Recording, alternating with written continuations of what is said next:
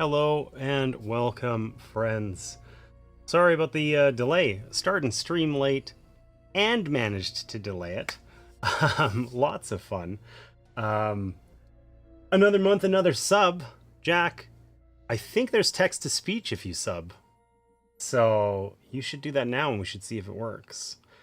You should also be able to type like exclamation mark say and then a message in there, and that should work with text to speech. But this is one of the things I've been messing around with the setup. It's one of the reasons I'm a little delayed, having some problems with volume levels. Let me know if you're getting weird feedback on the music. I think it might be too loud here in the room, but try it out. I'm really disappointed that didn't do anything. Taxpayer 2000 said, "Hello, Mr. Opcost." Never mind. Never mind. It worked. It worked. Is it going to be scary today? Okay, so it is the month of October, and we are going to try doing some, spooky Sundays. So we are going to play Horrified today.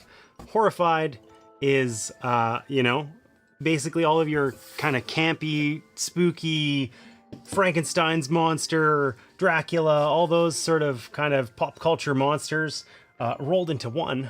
A good way to kick off the month, I think. Oh my god. The game is Steam. I love it. I regret reading chat. I don't know how long that's going to take, I wonder, because it has to send it off to process it.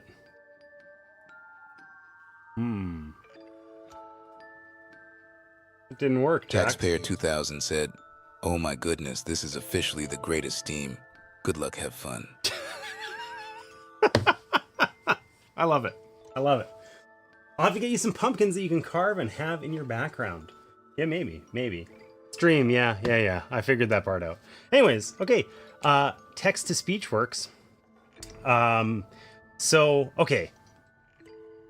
Before we start anything, I want to welcome you in. I'm James, Offcost. It's Offcost Games, where we help you find games you love so you can share them with people you care about. Today, we're going to play Horrified. So, campy monsters.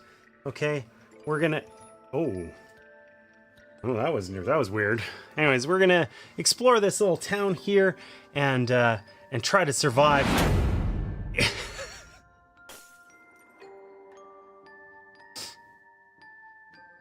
Dispatchinator said, "Scary. Looking like a disaster." Okay, gotta work. I gotta tweak the text-to-speech settings so that it's a little less overlappy. Also, I need to be right back for 1 second or the camera's gonna shut off. 1 sec.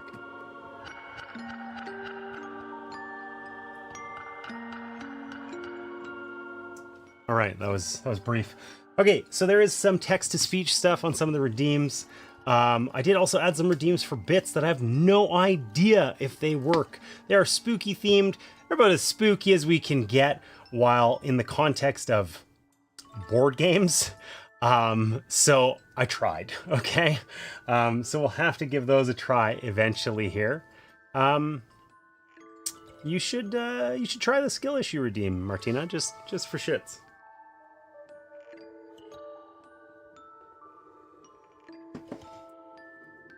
All right. So,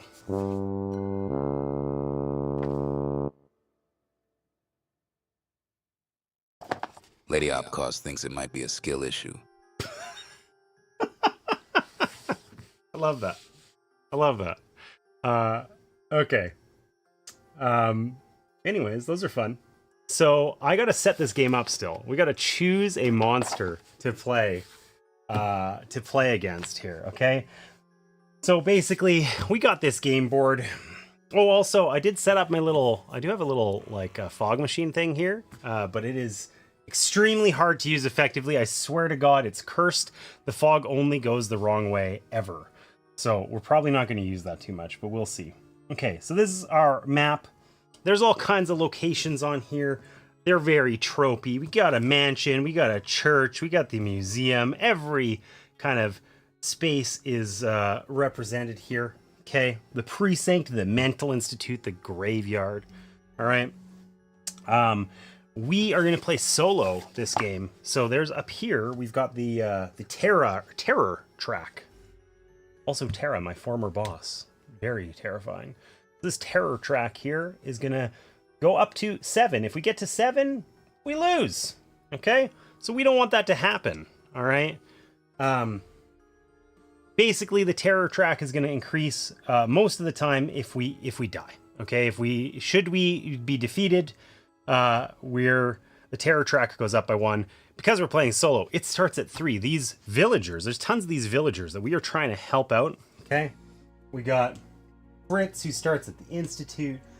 Maleva? I don't know. Starts at the shop. All kinds of things. Okay, these guys are going to be in various locations on the board. Probably not in the lagoon, but maybe at, say, the Abbey. Okay? And if they get attacked by monsters, they die. All right? Turns out nobody wants to die. So we're going to try and help the villagers in order to avoid that fate. If we succeed, they're going to give us a little perk card, a little one-time bonus that we can use. Okay? And yeah, we're going to try not to die. And we have to pick a monster to defeat. And each monster in this game has different win and loss conditions. And I'm going to tell you more about that when we set one up in a second. I got to turn this music down. It's super freaking loud. I got it totally wrong when I changed all my audio settings, and it's a little too atmospheric for me. So I'll be right back.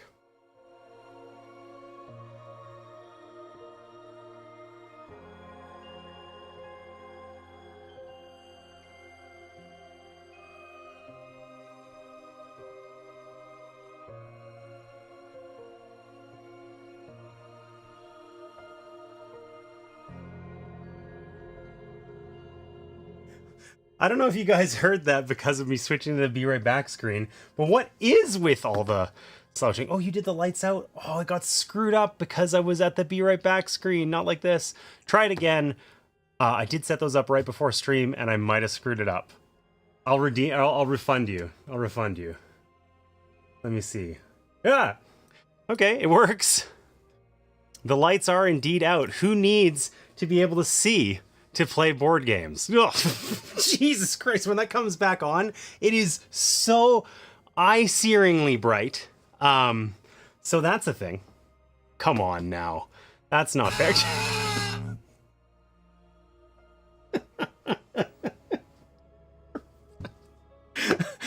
Okay, well, that's my jump scare redeem. I don't know if it was loud for you, but it was sure as shit loud for me. I like this. Love it. Yeah, too much power for trombone, I think. So anyway, that's the little jump scare redeem. I can't tell if it's just the lights out or not. Unless I look at chat, I'll try not to cheat with it. Holy crap, that is bright. I tested that out, but I was in here with more than just the studio lights on, and it was like, okay. But that little strobe, holy Christ, it is bright, and that jump scare noise is loud. I don't have it go through OBS. So if you hear it, it's only coming through the mic because I didn't want it to get all distorty and weird. I might have to change that though. But holy crap, it is loud. So it was not that loud for me. Okay, well, maybe I got to tweak that. But you know what? That can be an issue for another stream. The important thing is it was loud for me. So anyways, okay, back to the game here. Back to the game. Okay. We are going to set this up.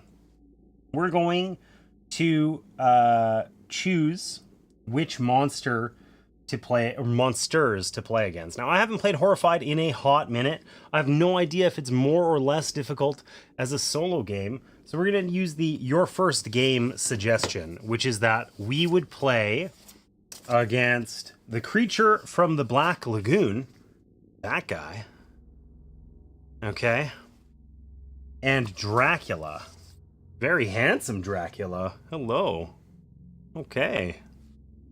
All right, so those are going to be our monsters for this game. I'm anticipating the horrible flash. All right. Thank goodness I survived. Jesus. That like got my heart rate going immediately. I think more not because it's scary necessarily, but just because I legit don't know if I'm gonna get absolutely blinded by the light strobing. So, wasn't me. Oh, it wasn't. It was Jason. Welcome in, Jason. Nice to see you. Nice to see you. Hope you guys are all well. All right, we're gonna play against Dracula, handsome ass Dracula, and the creature from the Black Lagoon. I'm gonna move some of this stuff around so that maybe I have enough space for all this. I don't know. Who else do we got in here? We got the Mummy. We got Frankenstein and the Bride. We got the Wolfman. And we got the Invisible Man. But we're not going to play with those ones just yet. We're going to try just these two. Creature from the Black Lagoon and Dracula. I guess we got to find... Oh, highest frenzy order. Okay, there we go. Lowest to highest. They go this way.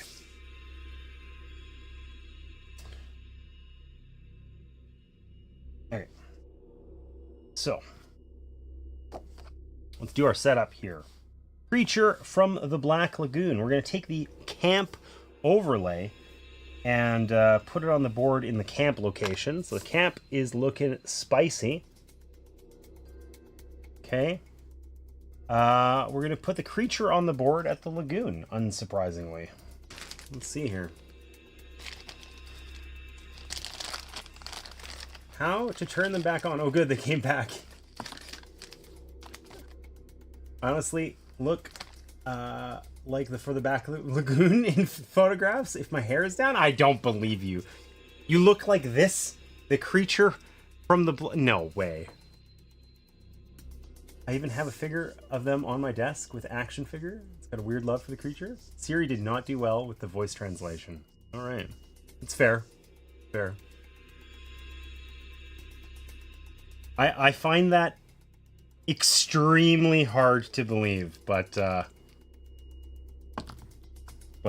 have no way of knowing or contesting this information, so I'm just going to assume it's true.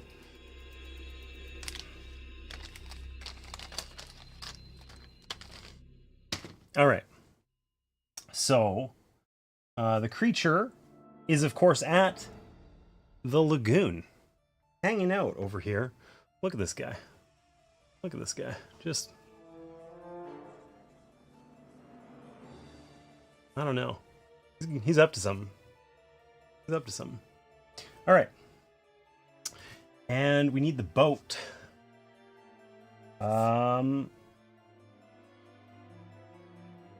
It's down here at the start position on the monster mat. Okay, and then for Dracula, Dracula starts at the crypt. Unsurprisingly, down here in the corner. Dracula, looking Dracula-ish. Got a cool cape. Who doesn't love a good cape, you know? I feel like I need to wear that sort of thing more often. Now, maybe that's not true. All right. And place a coffin with the red icon face up in the crypt, the dungeon, the graveyard, and the cave. All right. Looks like James? No way. I look like Dracula? Listen, Dracula. I think Dracula is a good-looking dude. You're saying I look like that. I'm okay with it.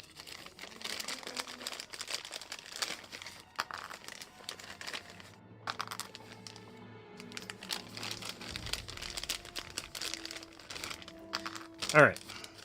So, are these all the same? 6+? Yes, they are. I don't know what... okay, face up is this way, I guess. Crypt. Where are they at? The crypt, the dungeon, the graveyard, and the cave. Oh, the dungeon's way up here. That isn't good. That isn't good.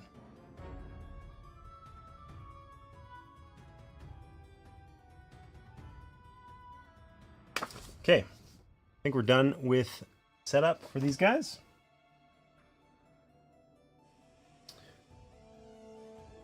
Dracula is there's this little marker here. This guy's called the frenzy marker. Okay. Basically, one monster is going to be frenzied, and they we're going to be flipping out cards. The cards list specific monsters on them that are going to attack us and things like that. That's the wrong one. These ones over here. So we're going to be flipping out these cards, and we're only going to get attacked by these monsters if their icon is depicted. Like, this is the creature from the Black Lagoon, the middle creepy webbed clawed hand thing, right? But often the frenzied monster will attack as well, and the frenzied monster could be any of them, essentially. Why did it seem like these were... Oh, there we go. Half of these are turned the wrong way, and Martina will never forgive me if I shuffle them together like that. That would be bad. Okay. So, for us, mix up the hero badges. Creature's figure made me think of Chunk from the Goonies. Hey, you guys. Okay, I tell you, he's looking like in a mirror. Oh, okay, get out of here. I don't believe this. No Dracula is too good looking. Support more capes. Wow, okay. So, listen, it says here that we're supposed to shuffle these together and pick one at random. But I think we're not supposed to play with the courier in the solo game. Let's check. Let's check. Do not play as the courier. Oh yeah, his special action would not work. That would be... So we can't play... Pink is my favorite color, and we can't play as the courier. What a shame. But we can play as any other character. So let's give these a shuffle and see what we get. We'll do it totally randomly.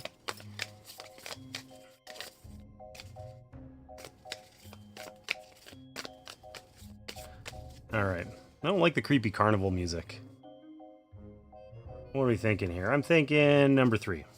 We'll go with that guy. Who'd we get? We are playing as the Inspector. Okay. This is us. I didn't get a cape, but I did get a trench coat. So, it's pretty much as good, right? Okay.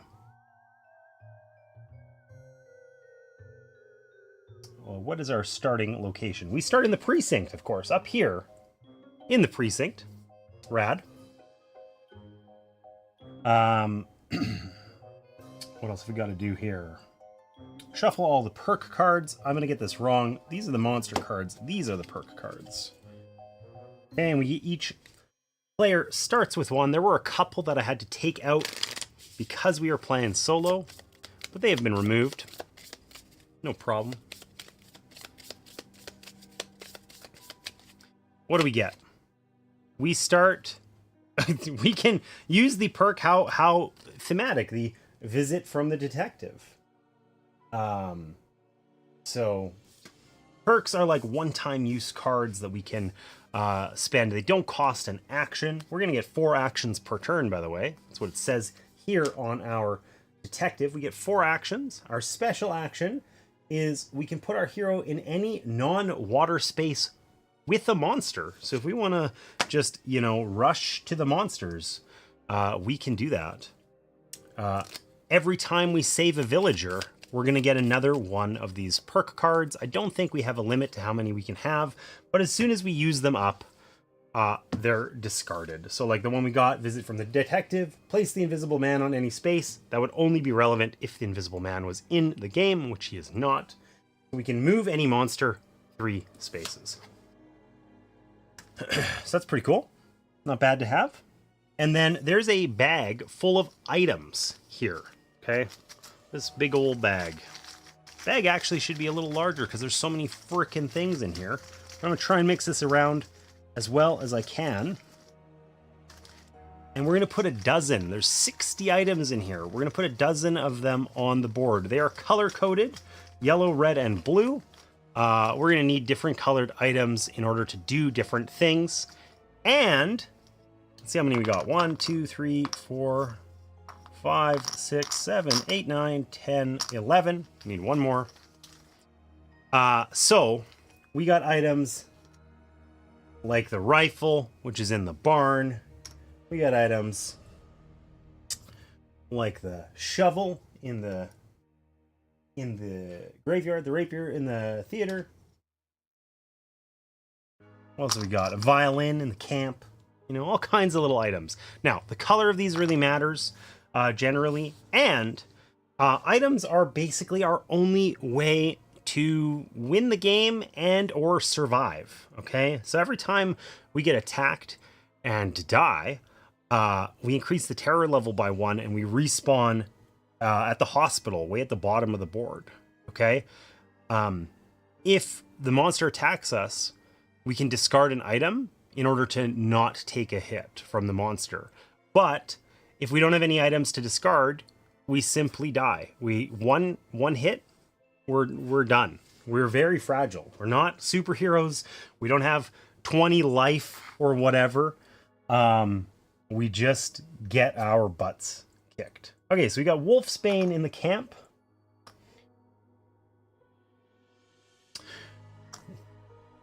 A fire poker in the mansion. We go to the mansion. The only thing we managed to find is a fire poker. That seems unlikely, but maybe. All right, the flower in the docks. It's like a challenge. I have no idea where these locations are. Where the hell is the inn? Oh, it's up at the top. Haha, blind. Blind as could be. The barn. The theater. Graveyard, that one's easy. All right, the barn is loaded up. It's got a rifle and a pitchfork. The Cosmic Ray Diffuser, classic item.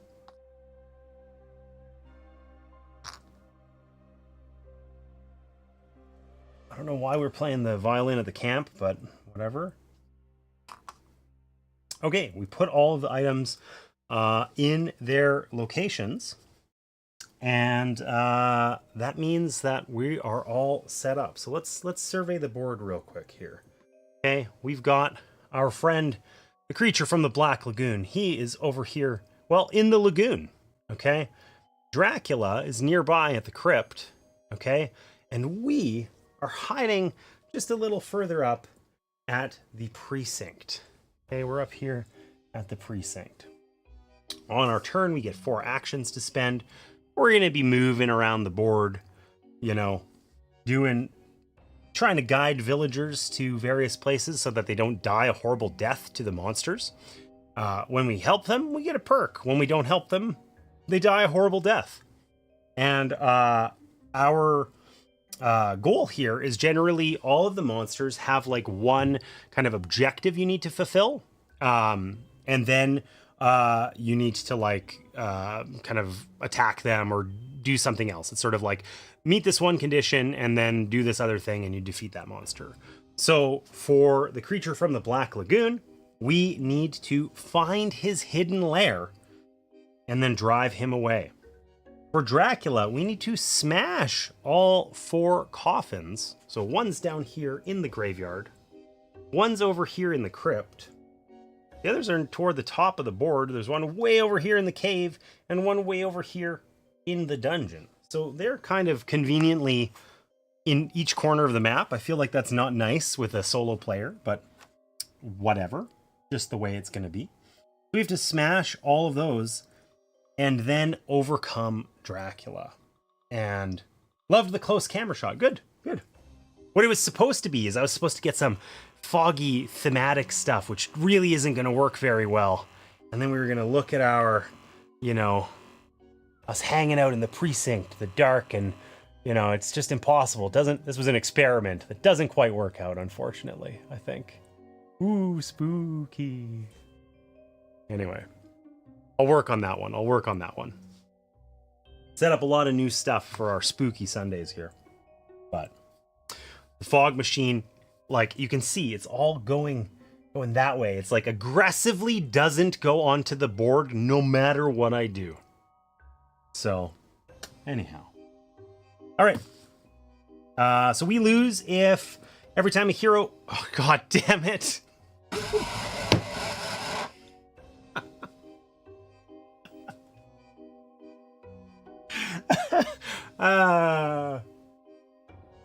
You can put the lagoon in the fog. It's true. It's true. It's true. Thanks, Martina. I really needed that. Heart's racing now. Appreciate you. So yeah, I could do the lagoon. I wanted to not have the... I messed around with this a little. Like, just... There's a little tube running to that little fog machine where the fog comes out of. And I didn't want it over here so that I can move this little skate cam to get the little close-up shots. I kind of need that beside the board. That's the only reason I didn't put it there. And I'm sure if I put it by the lagoon, the smoke's gonna like mysteriously go that way for no reason. Like, it just... I had it set up on this side of the board and it would just like come towards me. I set it up on the opposite side and it just goes away. It's like allergic to going where I want it to. So anyways. Okay, the jump scare totally worked. That was not fun. That was terrifying. Okay, so we lose every time a hero or a villager dies. I don't think any villagers start on the board. I want to double check though. Yeah, I don't think so. Anyways, anytime one of them dies, the terror level goes up. If it gets to 7, we immediately lose. There is also the monster deck over here. If we go through the whole monster deck and there's no more cards remaining, we also lose. We've run out of time. I think that might be a real challenge for us as a solo player, especially because we got to get to all these different places all over the board for Dracula, because that guy's a big stinky jerk. But I guess we're going to see. Okay. So I guess I got to shuffle up these monster cards. I skipped that step, and then we're good to go. All right, so on our turn, we can do 4 actions. The number of actions we get is actually determined by our character. It's probably balanced by your special power or something. We get 4 actions, okay? We have a special action where we can go to any non-water space that has a monster. So we couldn't use that to get to the lagoon, for instance, because the lagoon obviously is a water space. But we could use it to get down here to the crypt if we were feeling spicy, which we're not. Okay, the other things we can do, we can move to an adjacent space. If there are any villagers on our space at the same time, we can bring any number of them with us. We're like guiding them to the next location, okay? We can also guide one, like by pointing, being like, hey, villager, go that way. And we can move them to or from an adjacent space. But in that case, it would be only one villager, not all of them, right? We can pick up any number of items that are on our space, okay? We can share items with other heroes. Obviously, that's not relevant because we're playing solo. We can use items in order to advance a task. So that's going to be relevant for us with the creature from the Black Lagoon, right? So his little board over here, which probably is completely illegible, but basically our job at the start, we have to advance here. We got to find the hidden lair. Okay, so it says at the camp, use yellow, red, or blue items to move the boat to the next X, matching that item's color. So if we want to use items in the correct order, like right now, we would want to use a blue item because we'd get to move this, 3 spots, this boat. We're looking for his secret camp or hideout, right? So we want to have a bunch of different items here so that we can do this and get ultimately to his lair. Okay, so that would be advancing a task. That's the first kind of half of the game. We have to advance the task, smash the coffins for Dracula, find the hidden lair for the creature from the Black Lagoon. Ooh, the fog would be quite sweet. It would be if I could get it to work. All right. We can also defeat a monster by using items. Generally, when we're defeating them, It's just like these coffins, actually. So the coffins here, we can see that the coffins have like a 6+. We're going to have to use red items with a total value of 6 or more in order to smash a coffin. And likewise, to defeat Dracula over here, it says we have to use yellow items with a value of 6 or more to defeat him. And that's only, of course, once we've weakened him by smashing the 4 coffins. For driving the creature away, we have to have 1 item of each color in order to defeat him, and that's once we have found his lair. Okay, so we got our work cut out for us. We got about, I don't know, 20 turns maybe, 24, something like that. Monsters go every time we go. We're going to do something, and then the monsters are going to do something, and it's going to be sucky. So, I am going to take... That was the wrong button. I'm going to take a quick 30-second break. I gotta blow my nose. Probably clean up these tears from the jump scare there. Probably back in about a minute, and we will get started with Horrified. See you in a sec.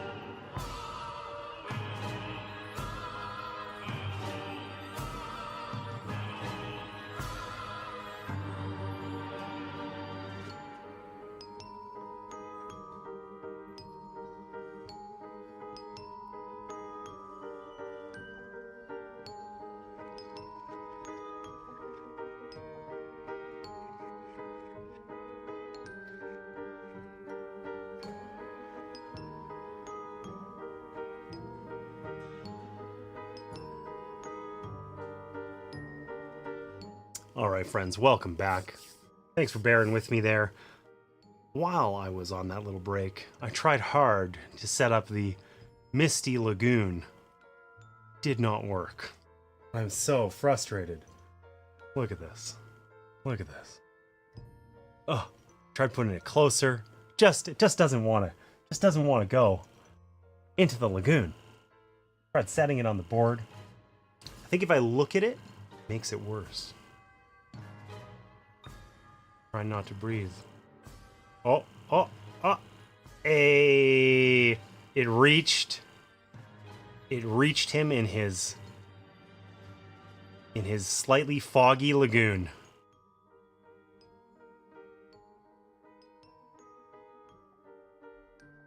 Of course, we look like all over that corner of the table.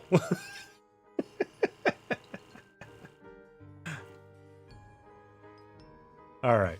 Still worth it. Look at that guy. He looks happy as a clam. Look at him. He's hanging out in the lagoon. It's misty. It's atmospheric. He's as happy as can be. It's alive!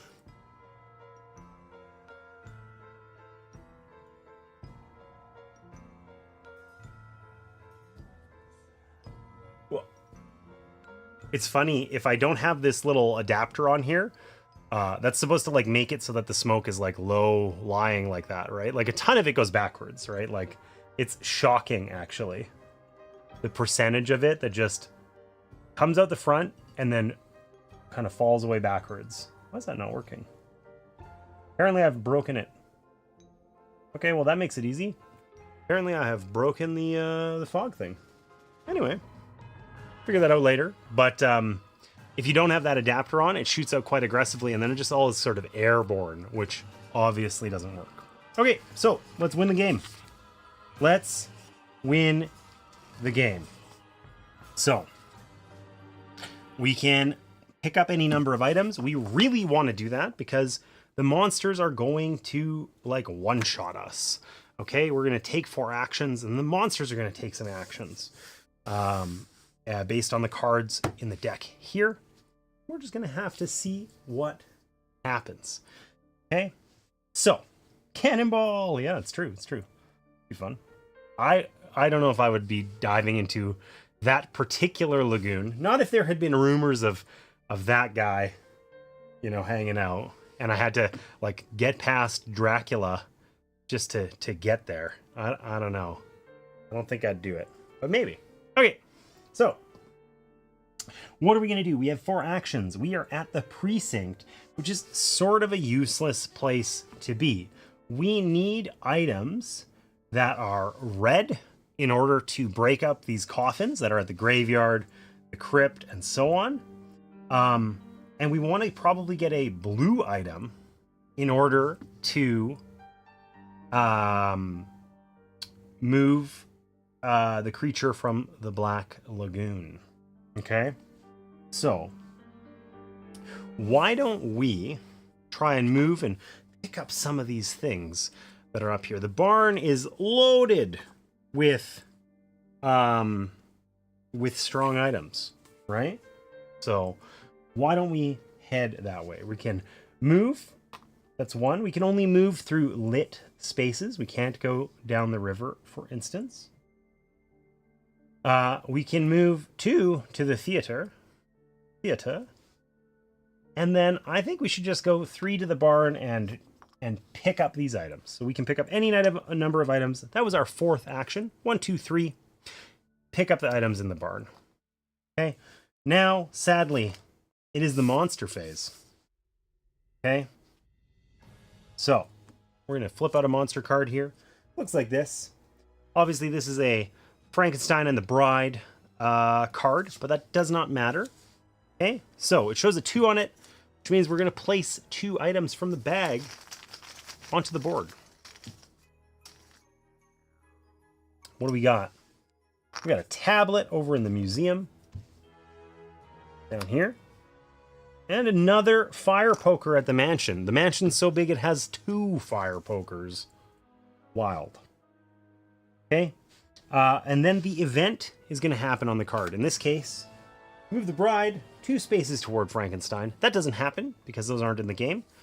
So we just ignore the event. And then we resolve all of the stuff at the bottom. So, at the bottom of the card here, it does show the creature from the Black Lagoon. So the creature is going to activate. It also shows the Wolfman and the Invisible Man, which are not in the game. So Dracula is just going to chill. And our friend, the creature, Seth, welcome in. Our friend, the creature, is going to activate. So he is going to move 2 spots. And then if he can, he's going to attack with... Oh, is there a raid? There is a raid. Welcome in. Panda. Amanda Panda. Hello. It didn't play my raid sound. I just happened to see some flashing lights. That was a little bit weird. Welcome in. Hope you're doing well. James, nice to see you. Hope you guys were having a lot of fun. What were you guys up to? I saw you were streaming, but I was setting up a whole bunch of weird tech stuff for this particular stream and didn't get a chance to check yours out for very long. So, love to hear what you guys were playing. Legends, welcome in. Nice to see you. Those of you here, I should give you a shout out. What am I doing? I'm being a bad host is what I'm doing. But those of you who don't know... Thanks for the raid, Panda Anal, Hey, and there it welcome is. you 15 lovely people. Amanda Panda is a fellow board game streamer who makes great content. You should give her a follow if you don't already. And thanks for bringing your community in here. Love me some Horrified. Looks like the OG. It is. Yeah, we are playing some... Thanks for the follow, Roland Reggie. We are... I think you were on stream with Amanda, if I recall correctly, from the brief section I saw. But yeah, we are playing some spooky games for the month of October. I did set up a couple other spooky things for fun, too.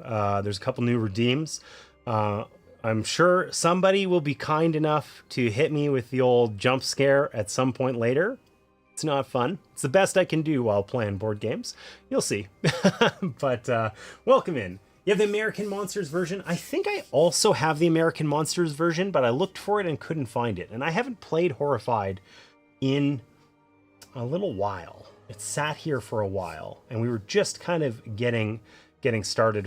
We set it up on stream. We're just sort of getting started here. So, oh, God. Okay. Way to go. Way to go. Okay, we're going to try... I know one of these times there's like a nice little cue for the lights out just to freak me out, I swear.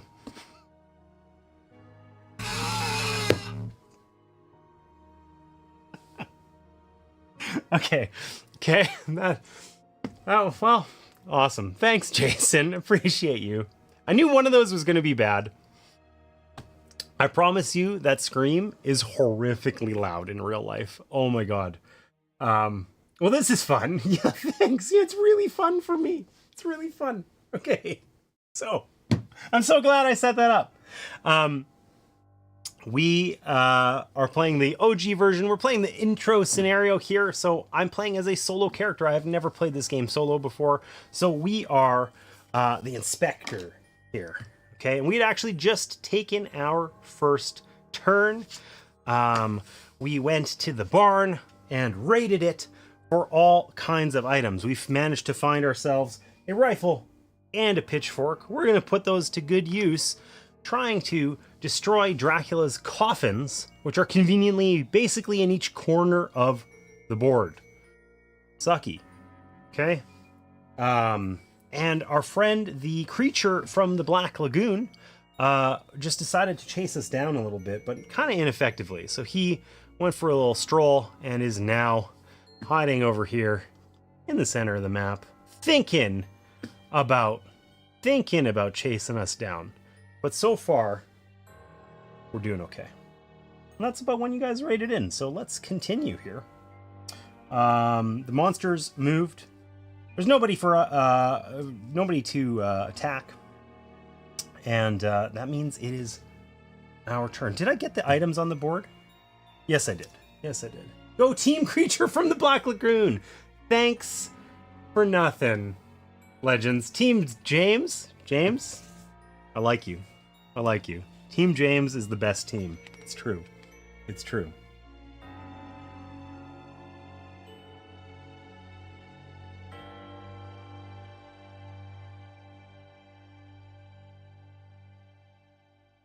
All right, so let's take another turn here. What are we gonna do?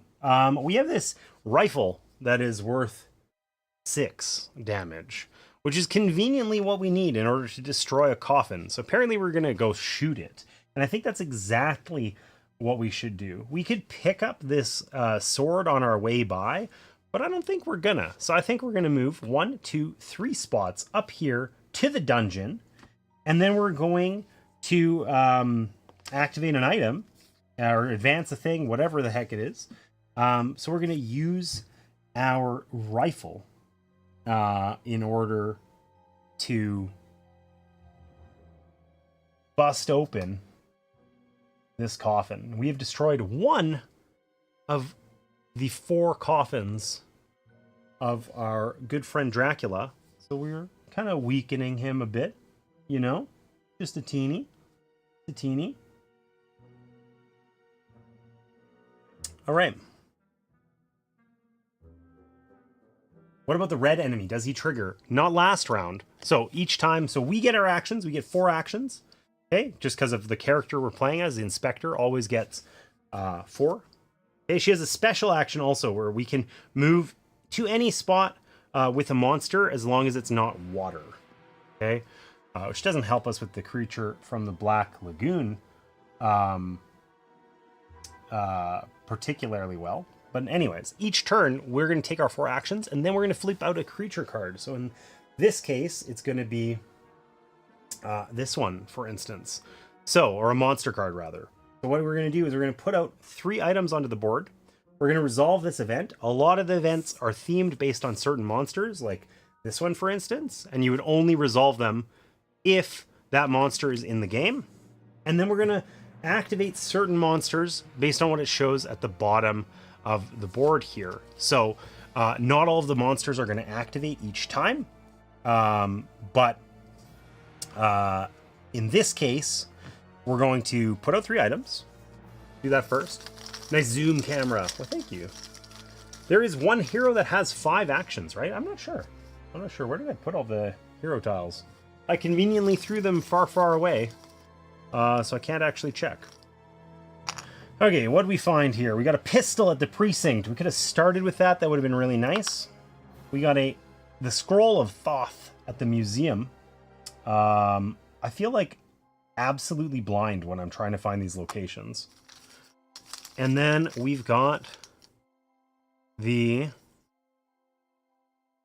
tower, the kite at the tower. The tower's over here. All right. So we put out 3 items, and then we resolve the event. This one says, place Professor Pearson at the cave. Okay, so let's see if we can find our good friend, Professor Pearson. That would be too easy. There he is. Here's Professor Pearson. This guy is going to go hang out in the cave, because, you know, what safer place to be with the the creature and Dracula lurking around. Okay, fun. So he's gonna start at the cave. He has a location he wants to get to. So Professor Pearson wants to get to the museum. Okay, if we can safely escort him there, we're gonna get another perk card. One of these guys, a little once per game card that lets us do extra stuff, kind of out of turn. Doesn't cost us an action or anything. Unfortunately, he's an idiot and he's in the cave and he's probably going to die because we're going to have to activate some monsters and they're going to move towards like the nearest target, villagers or us if they can. Okay. We die to 1 hit if we don't discard items, and villagers just die to 1 hit. If we're present on the same spot, I think we get attacked first, but we can protect them. But don't quote me on that. Anyway, all right, let's activate this monster. So the monsters on this card are the frenzied monster. So one monster is frenzied. In this case, that is Dracula. So Dracula is going to activate. He's going to move. Excuse me. He's going to move 2 times. Okay, he's going to move towards the closest person. I'm going to assume that he can go through the lagoon because he's an evil monster and that seems appropriate. But he's only going to move 2. And because he didn't make it to a space with a person, we're not going to roll any dice. Our friend, the creature, doesn't activate. And we're just hanging out. It's our turn now. So, how are we going to deal with this situation? I'm going to be honest. I think Professor Pearson's going to die. okay? He's up here in the cave. Oh, like, look at this. Look at this. Dracula's like, hey, I'm gonna come eat your face. And he's like, yeah, I like hanging out in dark caves all the time. Why not? Okay, and if Dracula doesn't get him, well, the creature's not far off. So, I think our man here is probably just dead, and we should probably just let that happen. I don't think it's to our advantage to race over there. Oh, god damn.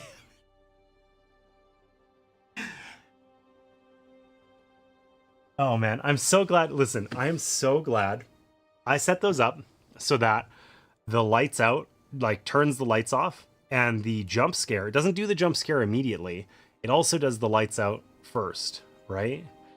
Maybe I should change that so sometimes it just gets right into the jump scare. I don't know. But anyways, it literally has made it so that every time the lights go out, I'm sitting here and like my heart's like just, I'm waiting for it, right? And I randomized the times a little bit.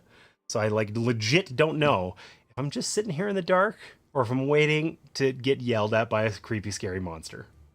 So, Legends, it was you! Heroes get attacked first in the same place is what makes them a hero. There you go. Exactly. Okay, so I think this guy's probably gonna die. We could maybe save him with our special power, right? Our special action is that we can move to any non-water space with a monster. So while we're way over here in the dungeon, we could move over here to where the creature is, and then we'd be able to get to our friend. That would be 1, 2, 3, 4. We could protect him, but the problem is that we have one item. Okay, if we get attacked, for every hit, we have to discard an item. If we can't discard an item, we die, right? Let's play it as heroic. We're the investigator, an inspector, rather. We are the law. I just watched Dread the other day. I am the law. Okay, so we're going to use our special action. 1, 2, 3, 4. I feel like now might also be a good time for a visit from the detective. We can discard this to move any monster 3 spaces. So we can just move our friend Dracula way down away from us. So now our only concern is the creature and not both of them. Let's try to be heroes. I wish we had enough red items so that we could also blow up this coffin in the cave while we're here, but we only have a pitchfork, which is only going to hit it for 4. We need 6. So. Dead. Gotta be wise when only one hero. Note your movement. What do you mean about note your movement? I'm not sure. It was not correct. What do you mean?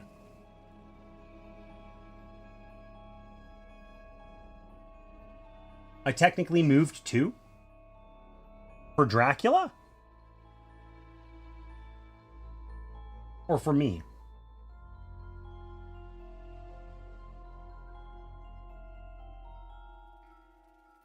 I don't think so. I think I moved. Let's look. I was here in the dungeon. I used my special action to get to here. That was one action. And then each move takes me to an adjacent space. So 2, 3, 4. Right. Oh, is there a path? Oh, you mean for Dracula? Yeah, this isn't connected. It looks like it is. That's probably really hard to see on stream. This spot here, I cannot really get that, but this is not connected. So I had to go 1, 2, 3, or 1, 2, 3. In either case, he's moved 3. All right. So we're the heroes. We ran up there, foolishly hiding in the cave with the professor, who we can't really help that much because, you know, we don't have a lot of items. We can't destroy the coffin. This feels really stupid, but you guys baited me into it. I don't know. Oh, cool. Look, it's Dracula with his hypnotic gaze. That's going to be fabulous.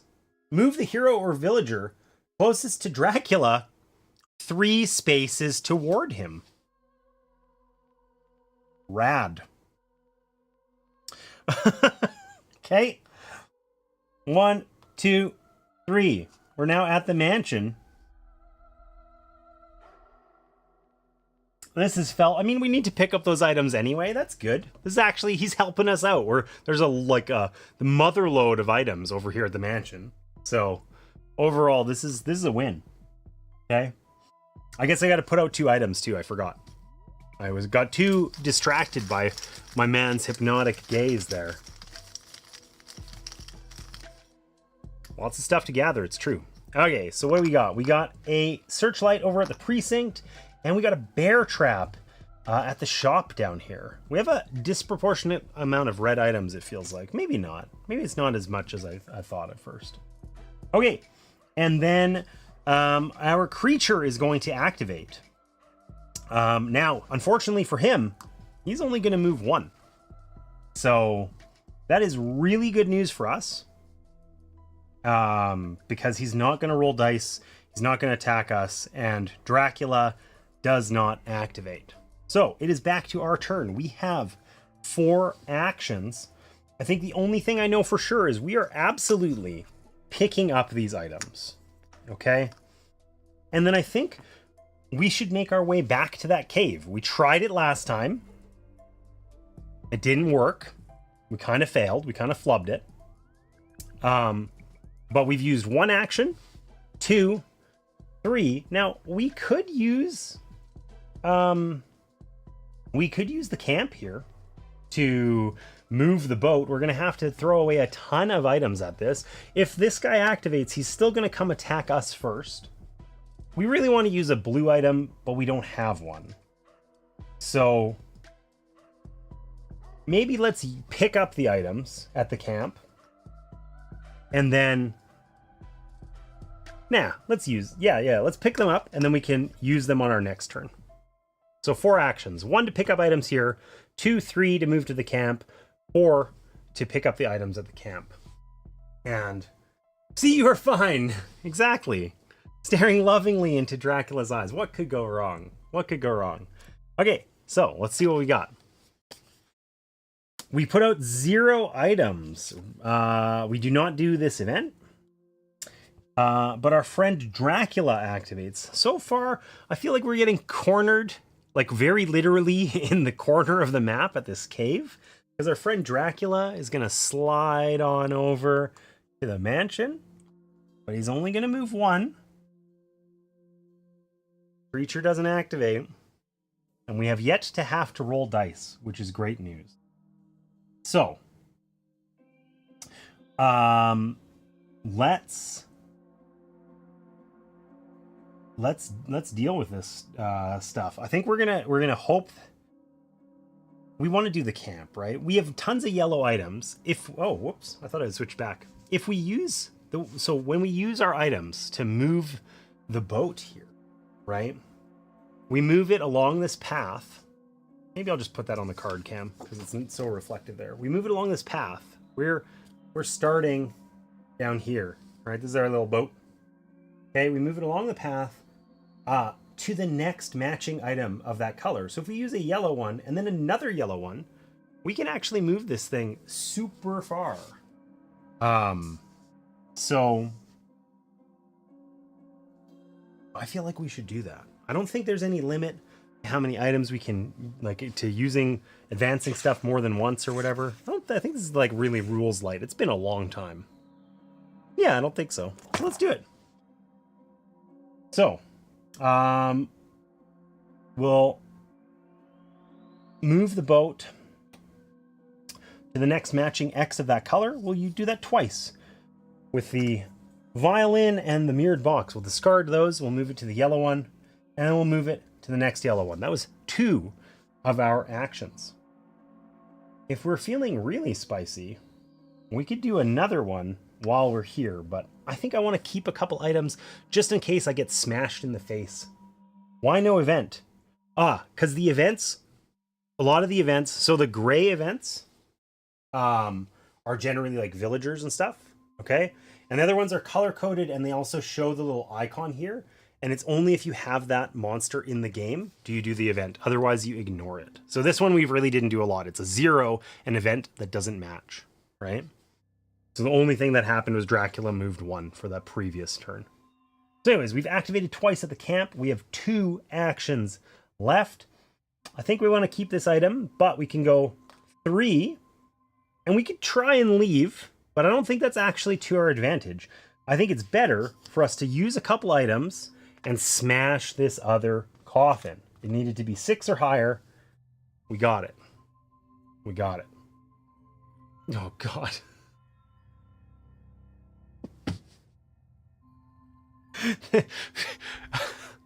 The anticipation is so not fun. Martina, you should try the abusing the text to speech more. Or actually, Martina, I don't know if you have any bits. If you do, I would consider it a personal favor. You tried doing either the jump scare or lights out redeem using bits. It tells you how many, like in the little about panel at some place, you know, you'll find it. I think it's 21 or 51. Something like that. Or 101? I don't remember. You'll have to look. Okay, so we blew up the coffin. The Enthralled. We're going to put out 3 items.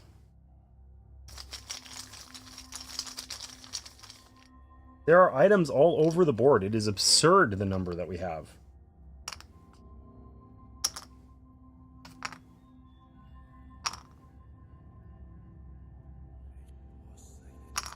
Lots at the mansion. Dracula's hounding all or hoarding all these items.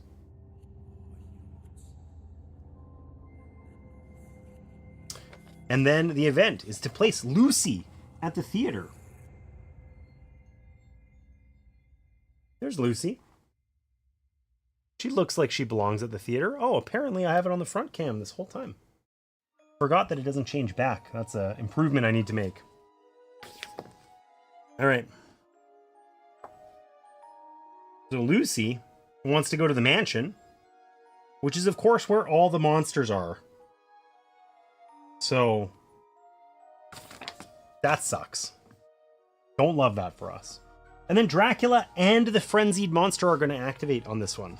Okay? So this one, Dracula's going to activate and the frenzied monster are going to activate. Now, Dracula is the frenzied monster, and that means that he's going to activate twice. So that's not great for us. Okay, so he is going to move 2 spots. 1, 2. Doesn't do anything. Then he's going to move again, and he's going to roll 1 die in order to attack us. Hey, there we go. Okay, that sucks. Well, that's not actually bad at all. So this is the Dark Charm. Okay. This is his special ability. When we get that face of the die, little exclamation point. I think there's only 1 side like that. Yeah, 3 sides that do damage, 1 side that's his special ability, 2 are blank. Okay, his special ability says place the current hero player in Dracula's space. Joke's on him, we were already in his space. We already knew how charming Dracula was, right?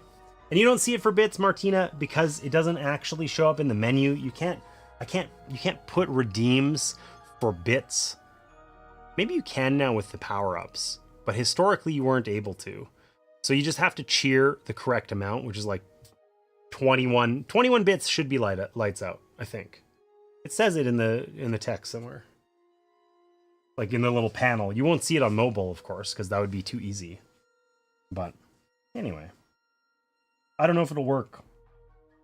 Okay, so Dracula failed. He activated twice because it was Dracula and the frenzied. He moved 3 spaces total, attacked us once, and just charmed us. charmed the ever-living hell out of us. And that was all that happened. So, but that's what you have? What do you mean? I'm not sure what you mean, Martina. Just try cheering 21 bits and see what happens. Okay, so it is our turn. We got 4 actions. Surprisingly, even though charming ass Dracula is sitting here staring us down, we can just up and leave. Okay? Oh, there you go. It did work.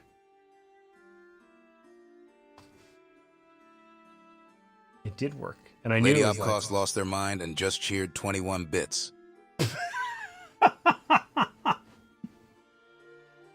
She's saying that she cannot see it because she's on mobile. Yeah. I get it. I thought she was saying she couldn't do it. So you did it as single bits, which I find hilarious, but that's cool. Thank you for testing it out. I appreciate you. Okay, so we have 4 actions. We probably want to get the heck away from where we are now. So the professor here needs to go to the museum. Okay?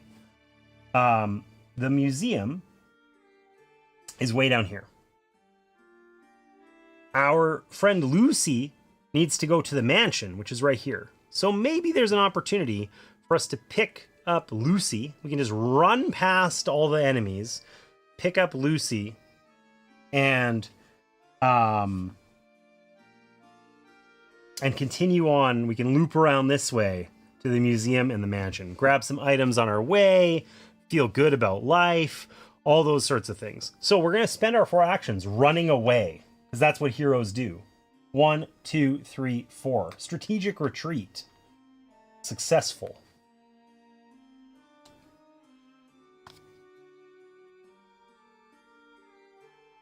I love Lucy. Exactly. All right. So we're going to put out 2 items. We're not going to resolve the event because we do not have those monsters in here. And then our friend from the Black Lagoon will activate, and he's going to move too. So he's going to come right over to us and give us a nice snuggle. I don't love that for us. I don't love that for us at all. The good news is we're putting some items on the camp, which is going to be helpful for us for sure. Because we can just go pick them up and then use them immediately, you know? So. All right. So, creature is going to activate. He's going to move 2. 1, 2. He has given us a great little snuggle. And he's going to roll. He's going to attack with only 1 die. So that's good news. That's good news. But I kind of wanted him to leave us alone. And he is going to hit us. So we're going to need to discard an item or we're dead. And we respawn at the hospital and the terror level goes out. Or goes up. Now we need these red items desperately in order to break out these coffins, and there's not actually that many left on the board, so I think we're going to discard this Wolfsbane, and we heroically defend, and we're okay, we're safe, nobody dies, and we can continue our strategic retreat rather. Okay, so we're up here. Professor and Lucy. I thought we were going to pick up some items, but I think maybe we should just bail and worry about items later, because we could get Lucy all the way, or sorry, the professor all the way down to the museum. Or, well, I mean, actually, we could go, yeah, we actually want to go to both places because we want to pick up these items, I think. Okay, let's be greedy. We're going to go 1, we're going to bring them with us.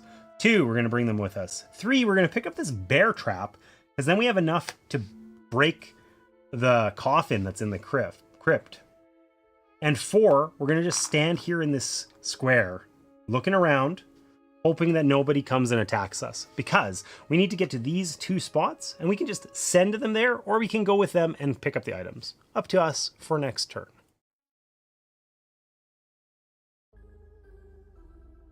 Does that mean you already respawned 3 times? No, in solo mode, it starts at 3.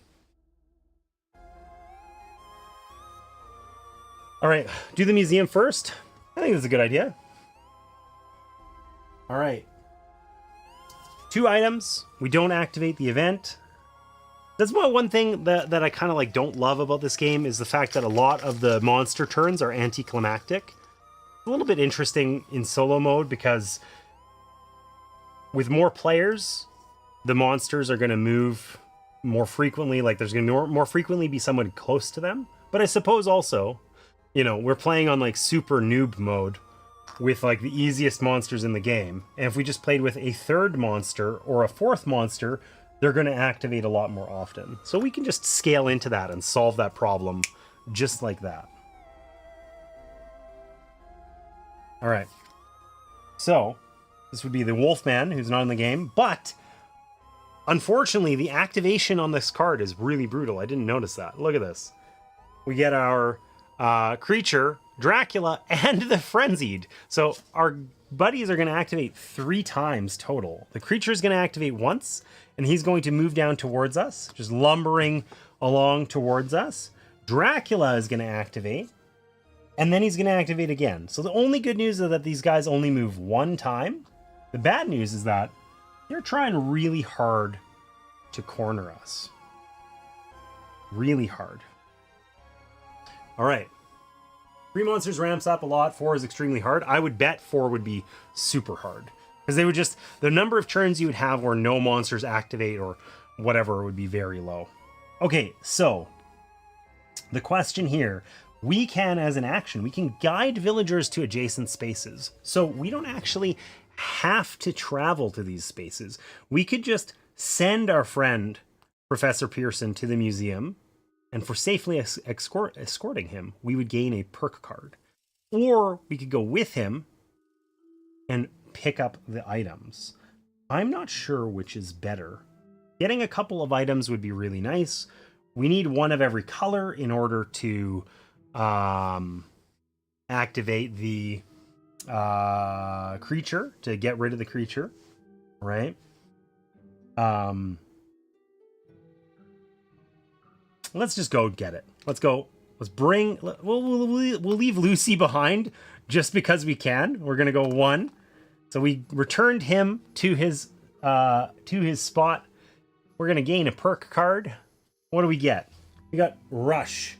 Move a hero up to 4 spaces. Okay, so that would obviously be ourselves, but could be multiple heroes otherwise. So we've spent 1 action. We're going to spend a 2nd action to pick up these items. Okay.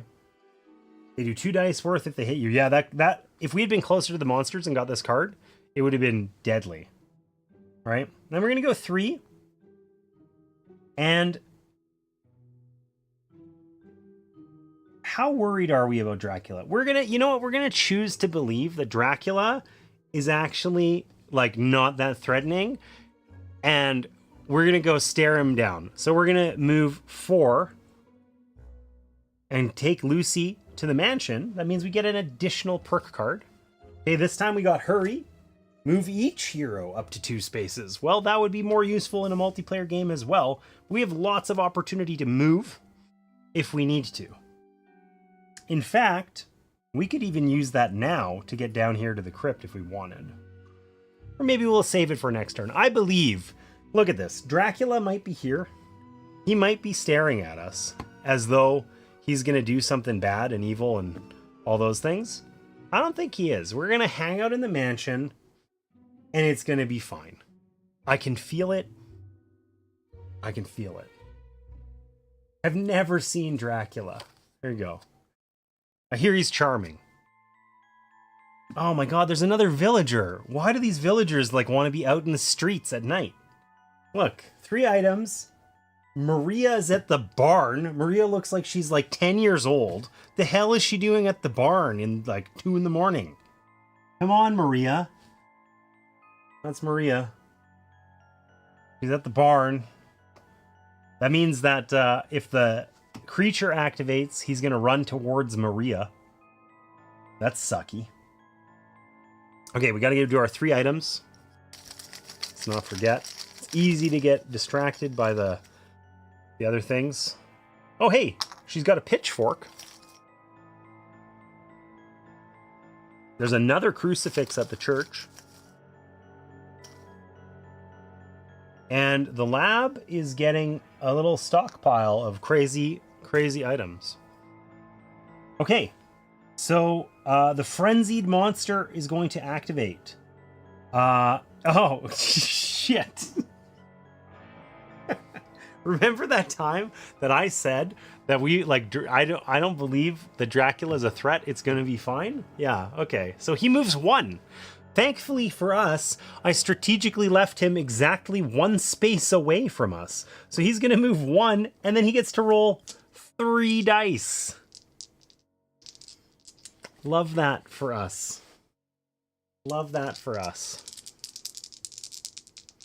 All right. Oh my god, and I got 3 hits. Okay, well, you remember all those items we picked up? I guess we're not going to the crypt. Shit. Well, who allowed me to be confident that Dracula wasn't going to do anything? Damn it. All right. So we essentially lose all of our items. We no longer have enough to damage the coffin because we need at least 6, which we do not have. We have just a 4 from this pitchfork. So yeah, I'm feeling kind of stupid. I told you I tried. 3 hits, nice roll. Graveyard, please. Oh, because you think we should go to the graveyard because the graveyard's got the shovel. That's 2, which would be enough for us to do this. We could get there also, right? And then we could pick this up and get rid of this. We could do that pretty quickly. I think what we could do is we could use our hurry card. That lets us move 2 spaces. So we could essentially get down here for free. Then we could pick up items. That's 1 action. Move, pick up, and then use them to break the coffin. So that would let us complete it this turn. Alternatively, we could pick up these items first, but we won't have enough actions to actually do the graveyard thing. I think that's the better play. So let's spend 1 action picking these up. We'll discard our card to move up to 2 spaces. 1, 2. We'll spend a 2nd action to pick these up. A 3rd action to move here. And a 4th action to get the piece from the graveyard. Now we have exactly 6. So we have enough to break this coffin. And then we can probably use like our special action or something to flee and maybe head back towards the camp. Or pick up some red items. This is a 6 right here. This silver cane is just calling to us, waiting for us to get it and then go to the crypt. I suppose defeating Dracula, we need a 6 or higher yellow, which we currently have. So if we get over here with that silver cane, that could also work.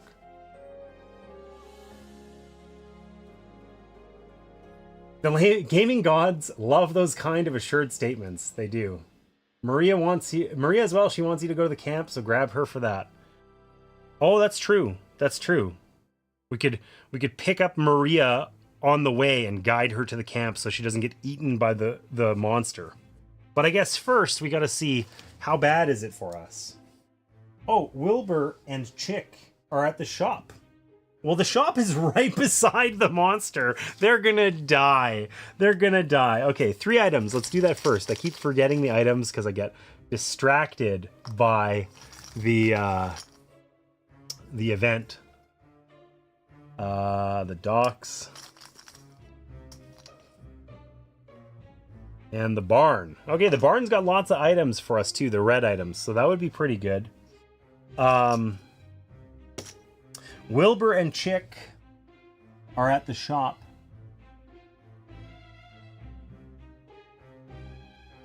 These guys. Okay. This gives us a compelling reason to go get that silver cane, I suppose. Because they're just hanging out here. They're just hanging out. There's got this nice silver cane with them. And looming in the shadows, their friend. So, The frenzied monster is going to activate this time and move 1. Dracula is going to come to the square. Does the frenzied monster ever change? I feel like I'm forgetting something about that.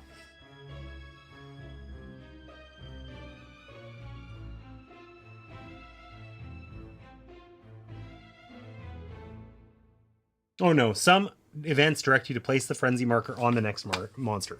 Yeah, that hasn't happened yet. Okay, so while we are here, I'm on the wrong camera. While we are here in the graveyard, we need to smash this coffin, right? We have the 2 items we need. That's 6. So we've destroyed 3 of the 4 coffins. There's 1 remaining over here in the crypt. Okay. We need desperately to save Wilbur and Chick.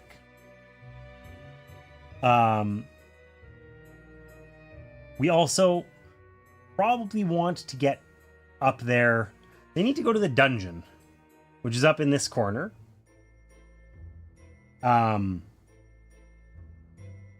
So I'm not sure if when we use our cards, like this lets me move. I don't know if villagers can move with me when I do that or not. I'm not sure. I feel like we're going to say that no, they can't, because that feels kind of OP. So I think we could rush to get here. And then we have 3 actions remaining. So the question is, do we spend an action picking up this gloriously useful silver cane?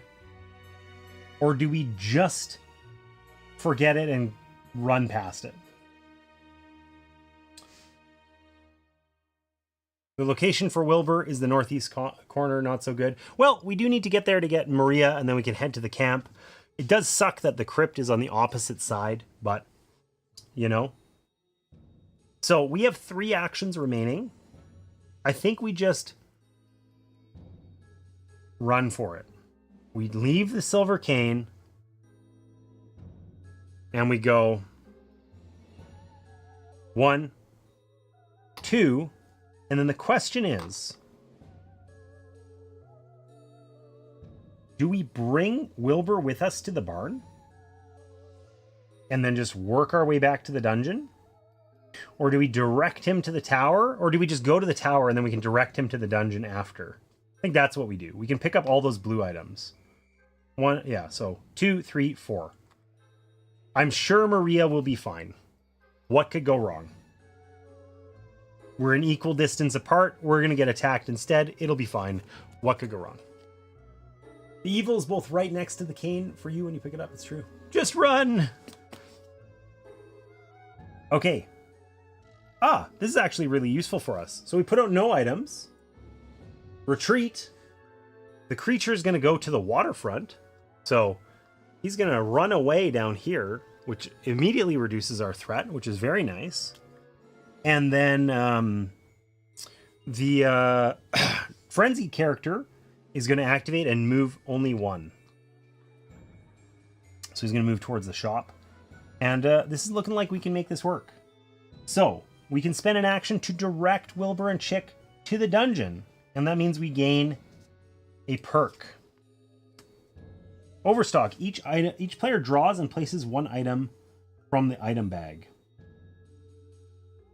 Draws and places. That's really worthless in a single player game. That's 1 item. Let's just use that now. Let's just use that now. Draw and place. I don't get it. I get to just put it out.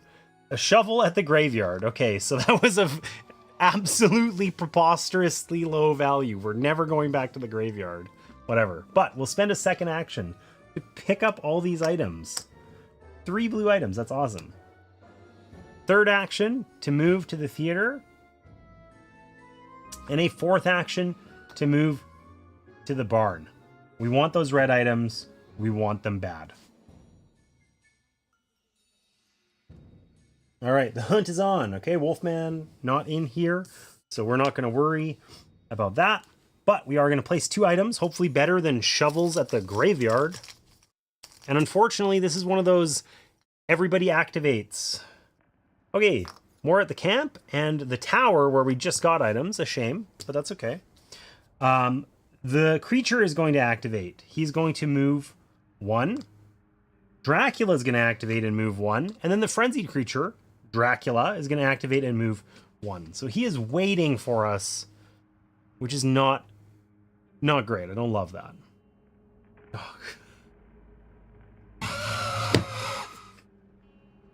Why is it you, Martina? Why are you why are you the one redeeming it like 10 times? God. But other people were going to be mean to me. You're supposed to be nice. Oh. All right.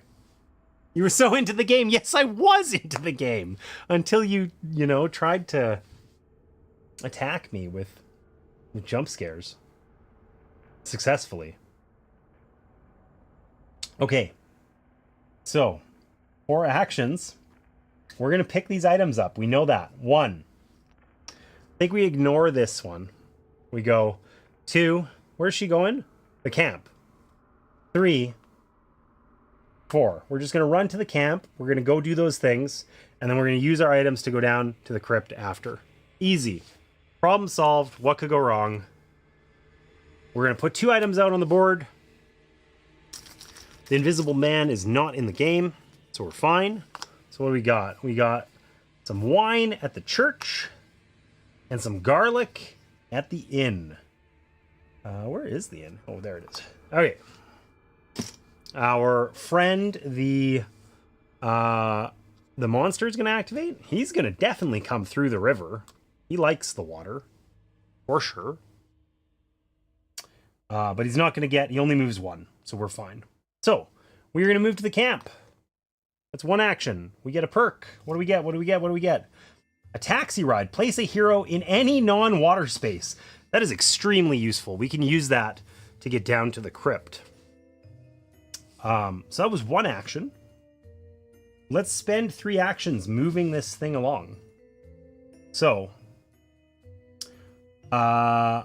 what's our best way to do that? Probably we're gonna use a blue item, and it's gonna move to here. We're gonna use a yellow item, and it's gonna move to there. And then we're gonna use another yellow item, and it's gonna move to there.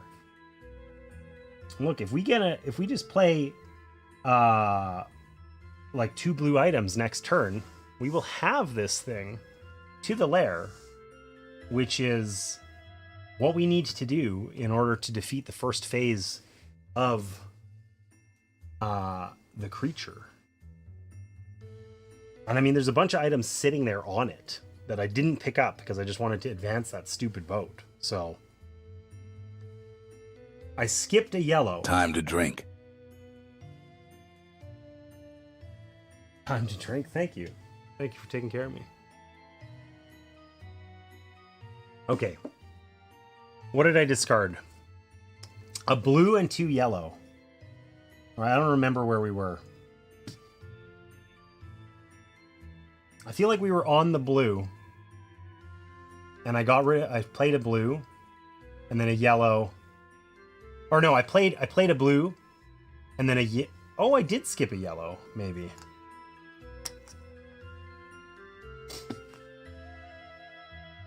I can't remember, but I'll take your word for it. I'll take your word for it.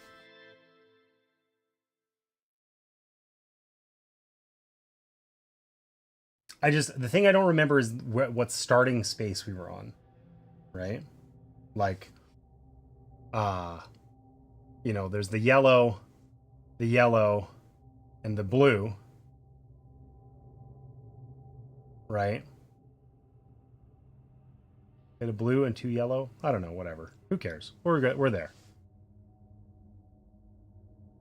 I got too excited. Okay. Yeah, I didn't want to use red because we need those red for the crypt. We're going to take a taxi there. No, don't do this to me.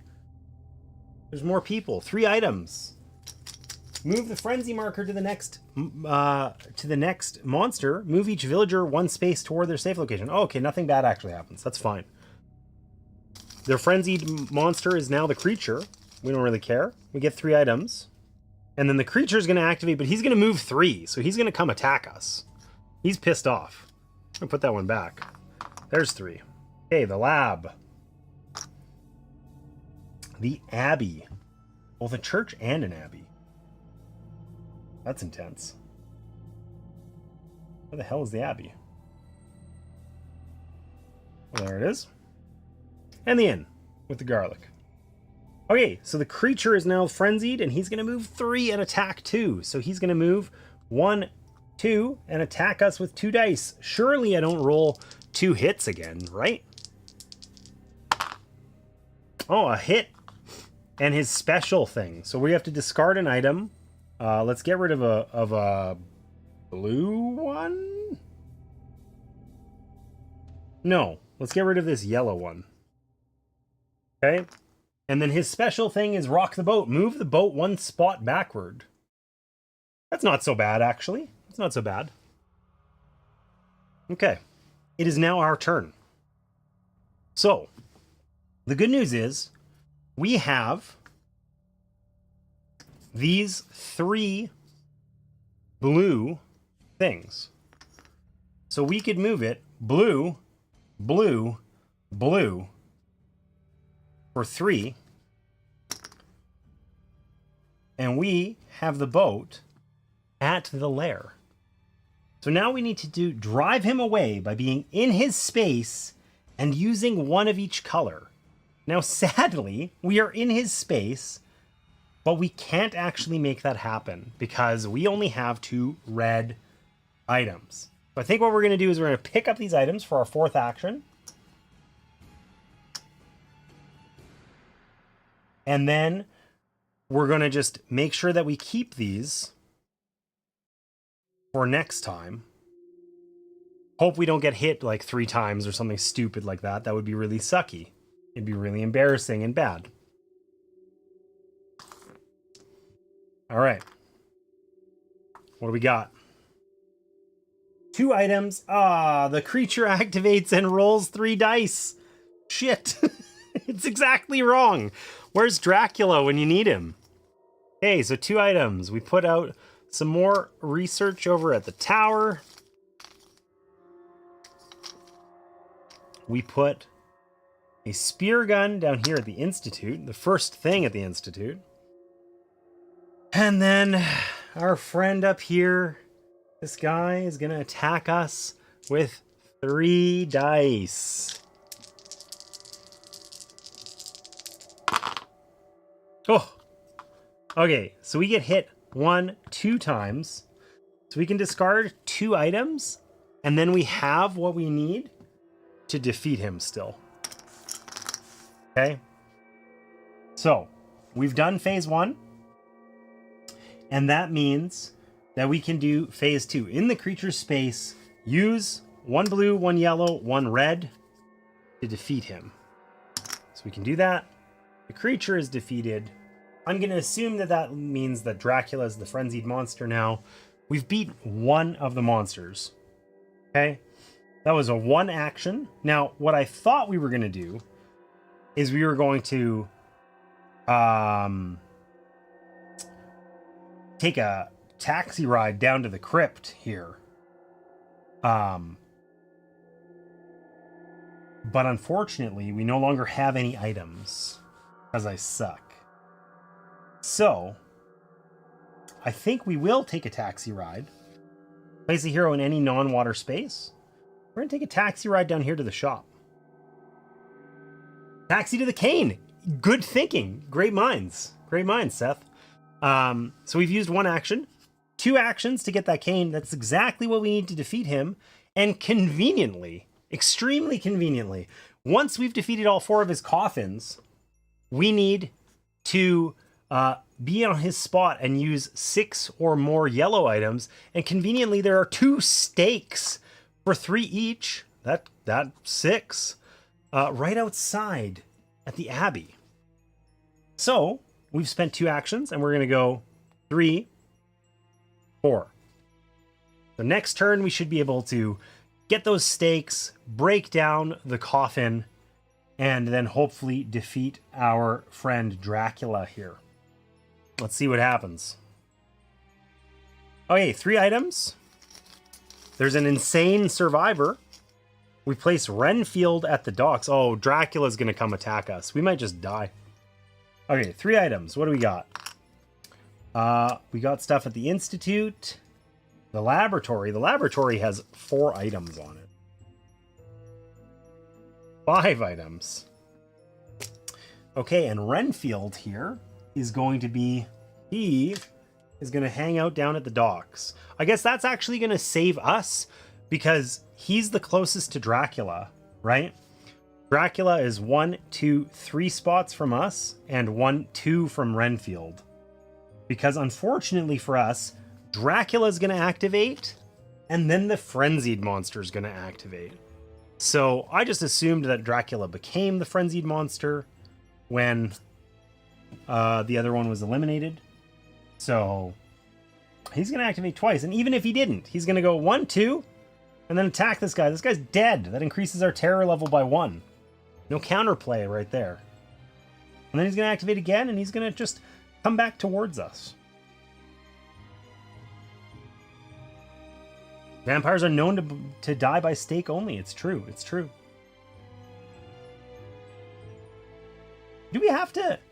Do I roll dice for killing villagers, or do they just die? It's the first time that's happened. I don't actually remember.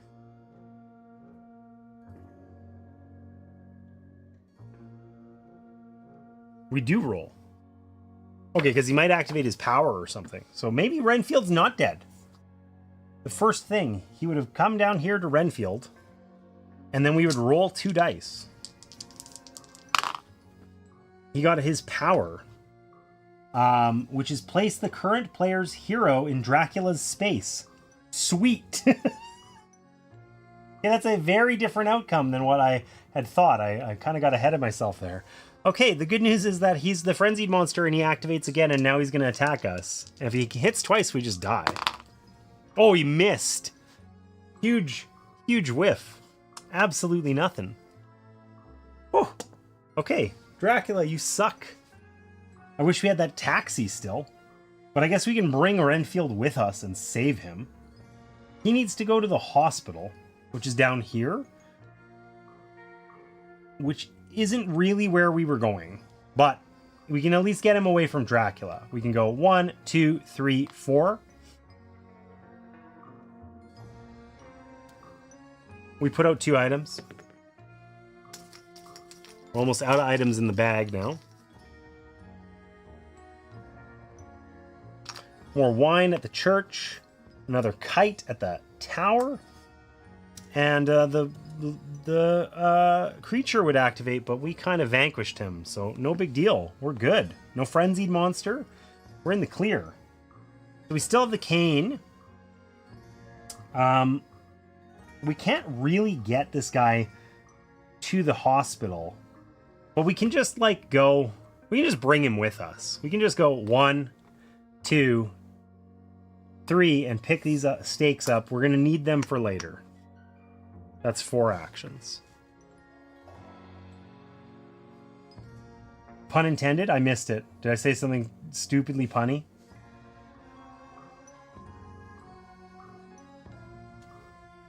Okay, 3 items.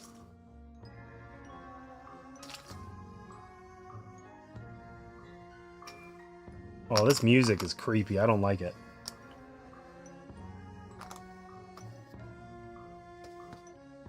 And we're putting Dr. Reed down at the Institute.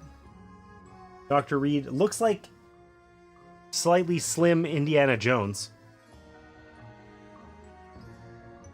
And then our friend Dracula is going to activate. And move towards us. Dracula, you suck. Oh, boo, boo, boo. Pun absolutely unintended, and I wasn't clever enough to pick up on that, but damn. Okay, so we're going to spend 1 action to go down to the crypt. A second action to discard our silver cane, rather. We're going to bust that coffin with a silver cane. Seems all right. And now we've got the items we need. And we're going to move toward Dracula. I think we should probably just come down to the church and get some backup items, some backup wine, just in case we need it, in case we get hit or something unexpected. And then we can get our guy to the hospital anyway and feel like better about it. But we've spent 2 actions, 3, 4. We're back at the mansion, our favorite place so far this game. Oh, okay. We put out no items. It's sunrise. Dracula's back at the crypt. We place Dracula back at the crypt. And then he's going to activate and move 1. So he actually made our job way easier for us. Sorry, Renfield. You're just going to stay there because it's our turn. We can move 1, spend our 2 stakes. That's a total of 6. And we defeat Dracula and we win. Ta-da! All right, that was the easiest scenario. Our loss conditions are, the terror track reaches 7. So that's either villagers or us dying, which never happened. Okay, because we retconned my mistake up there. That Renfield never actually died. Or if we run out of this deck. We had a dozen turns left. So overall, turns out the easy scenario, pretty easy. So we're going to try this again. And maybe let's play with 3 monsters and see what we get. We'll try some different ones. Novice game, any 2 monsters. Meh. Standard game, any 3. We're going to go with the standard game. We're going to try 3 new monsters, just to mix it up a little bit.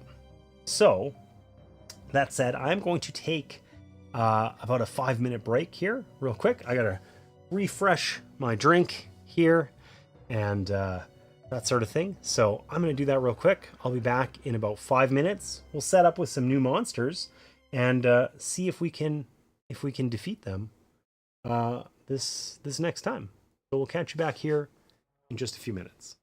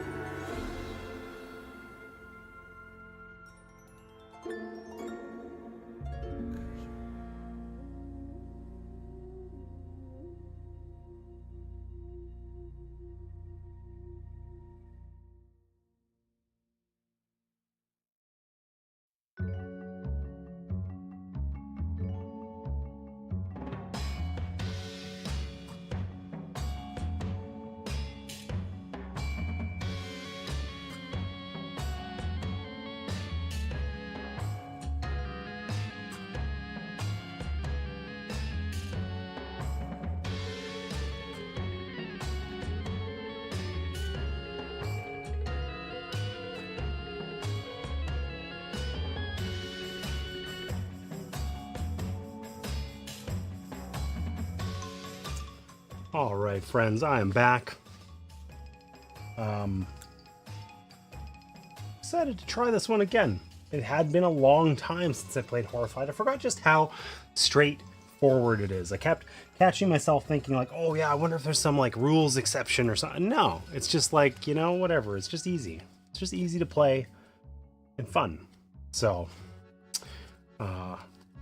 excited to give it a try on a little harder difficulty here. We're going to try with 3 monsters. We're going to use 3 that we have not used just to mix and match a little bit.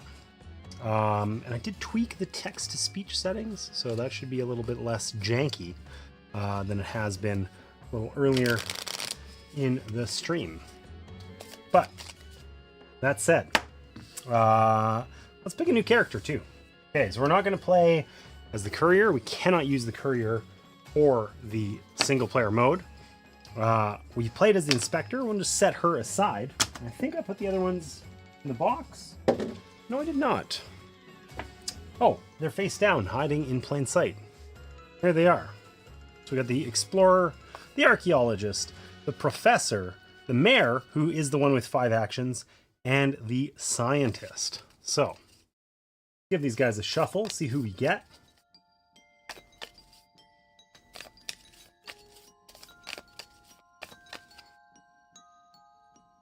We are the explorer. 3 actions only. However, quite a strong special action. Place your hero in any non-water space. So we had a similar one with the inspector, but it had to be a non-water space with a monster in it. So quite a bit stronger. We have a lot of movement options. Oh. I think the challenge is going to be, that's great, unless we have a ton of villagers kicking around. Because I think that it's going to be very difficult for us to, escort the villagers and get maximum value out of that. But we will see. We will see. So, who are our monsters going to be? We're just going to set aside the creature and Dracula. They had a good run. And who's left? We got the Invisible Man. We got the Wolfman.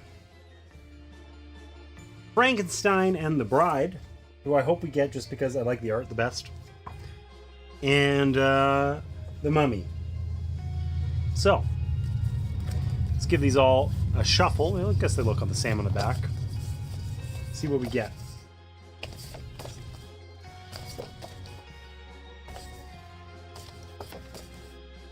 Shuffling like low numbers of things is really like awful and hard.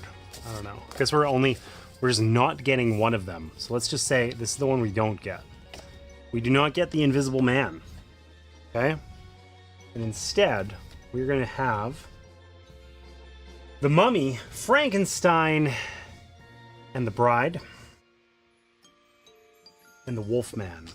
It's hiding a little bit off screen here, but I think we're just going to leave it that way, and that's just the way it is going to be.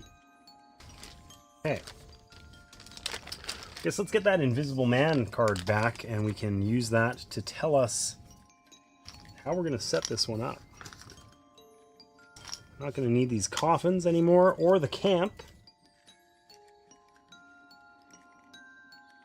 Those out of the way.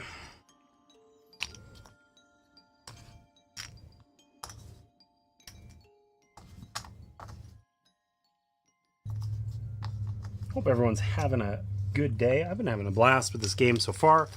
I'm liking the idea of doing some spooky games for October. I don't have a ton. But I mean, I think there's just not that many spooky board games. Like there's some, don't get me wrong. There's ones with spooky themes. There's a few that feel spooky. Maybe something like Nemesis or something, which obviously isn't going to work for a solo Sunday. But I'm going to play some Mansions of Madness. I do have Ghost Stories sitting right back here. That one's on the agenda for sure. Just didn't feel like it today. But looking forward to giving it a try anyway. All right, so what's our setup for Frankenstein and the Bride? So Frankenstein is on the board at the graveyard. Down here. Guess we won't need this. And the Bride is at the dungeon. And that hair, like, look at this. You'd like break your neck with that much hair. I don't know. Intense. Anyways, she's way over at the dungeon. Far, far away.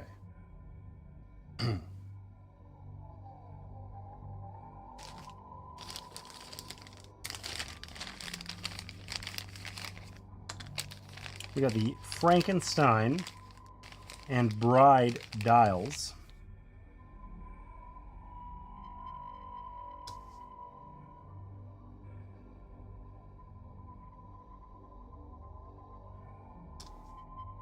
Over here.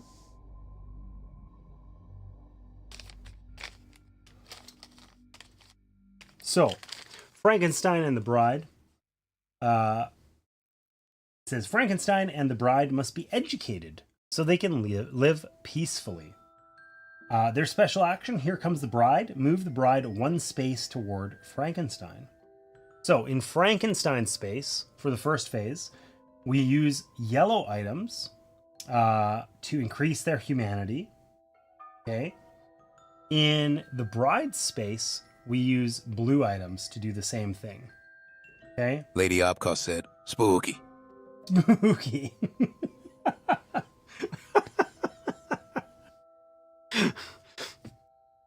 That sounded so goofy. How quick was it after you put it in chat that it actually played it? Because I didn't see.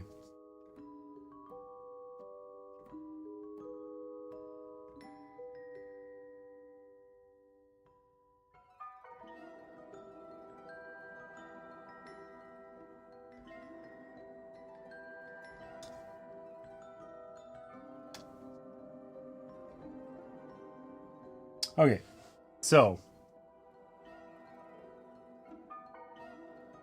we gotta teach the monsters by spending items. Okay, Frankenstein, it's 11. The Bride, it's 8. Okay, and then to defeat them, if both dials show the monsters' faces, they are defeated. Otherwise, we increase the terror level, place Frankenstein at the graveyard, and place the Bride at the dungeon. So I think that's like literally when they kind of meet up that gets activated.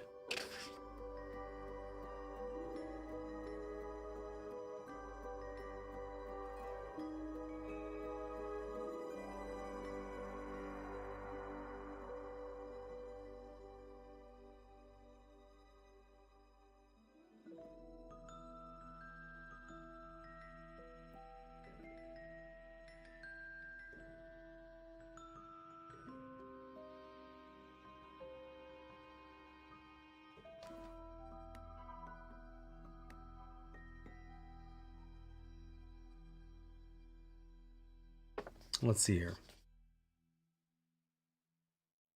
Frankenstein's actually the name of the scientist who created these monsters. However, with so many monsters plaguing their village, the villagers have come to refer to these monsters as just Frankenstein and the Bride. Nice that they acknowledge that. That's fun.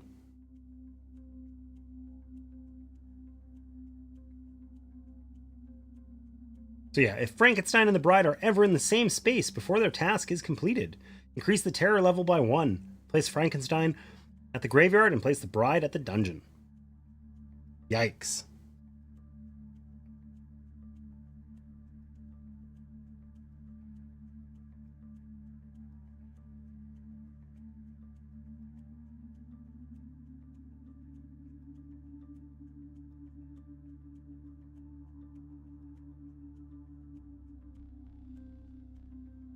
Oh, and we increase their score by the strength of the item. So the Bride, we only have to get 8 blue, and Frankenstein 11 yellow. That's not crazy. That's not crazy. Okay, so let's set up the mummy. Place the museum overlay on the board. This guy here. Don't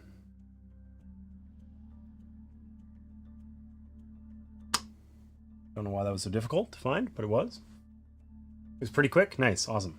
Okay, so we put the mummy on the board at the museum.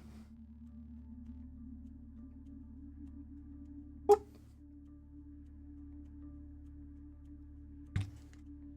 That was weird. And would not want to roll. Mummy looks very, I don't know, mummy-like. Hanging out. All bandaged up. Okay. So take the scarabs numbered 1, 2, and 3. Okay, let's get them out of here.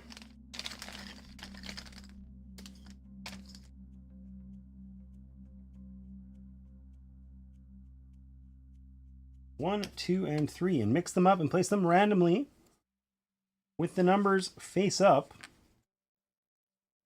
on the 4, 5, and 6 spots on the monster map. Okay.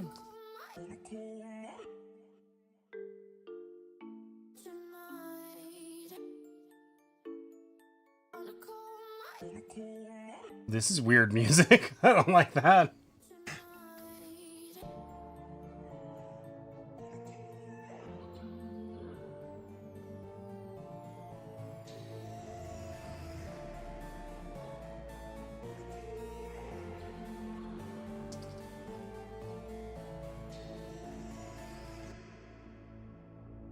All right.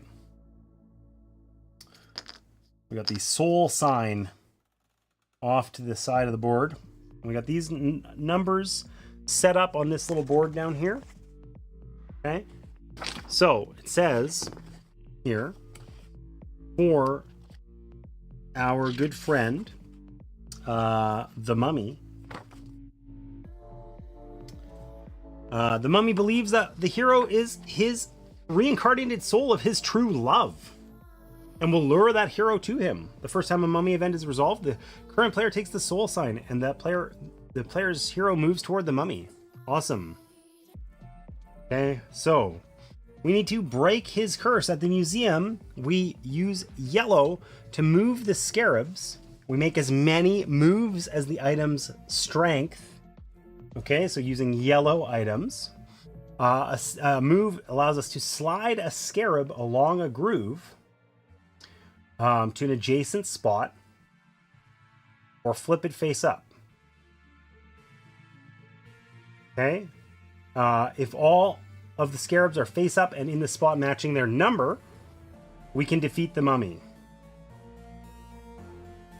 With a total of red items totaling 9 or more. Yikes. That's awful. Okay. And then the Wolfman. Let's set him up. So we got the lab overlay.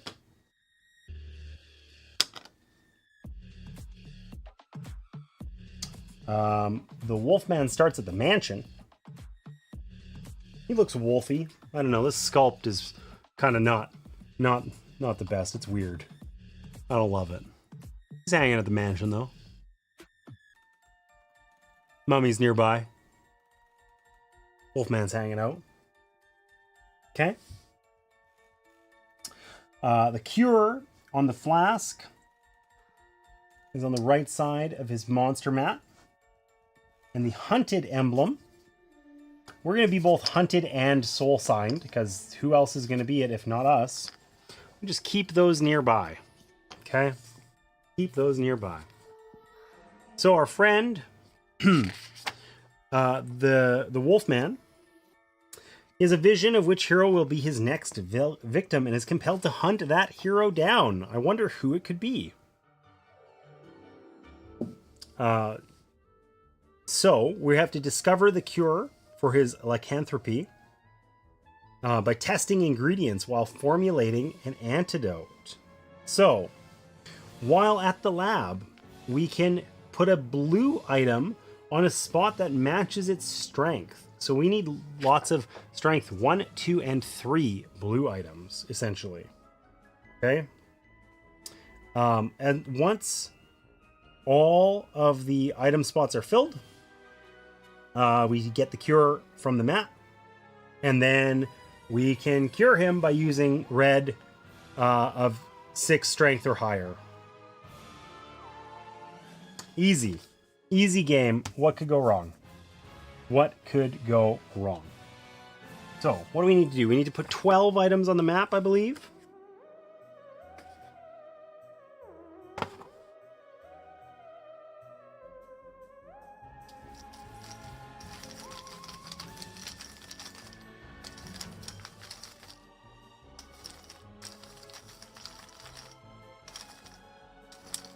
Oh, and we get a perk. That's right. Okay. 1, 2, 3, 4, 5, 6, 7, 8. Famous last words. What could go wrong? Exactly. 9, 10, 11, 12. All right. Where do we start? We start at the camp. We are the explorer.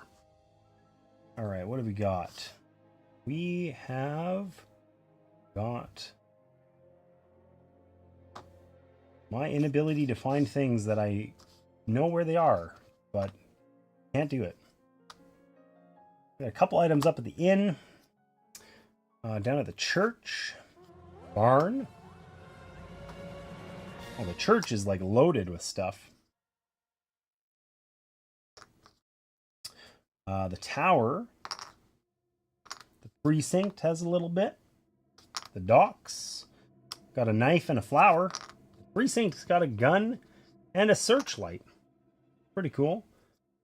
And the tower's got a bunch. Okay, so we got a couple pairs of items. That's really good for us. So we just need to get our perk card, and then we should be good to go here. I don't know if I shuffled these up, so maybe I'll do that. Make sure. All right, so the mummy. We need to use yellow cards at the museum to move scarabs.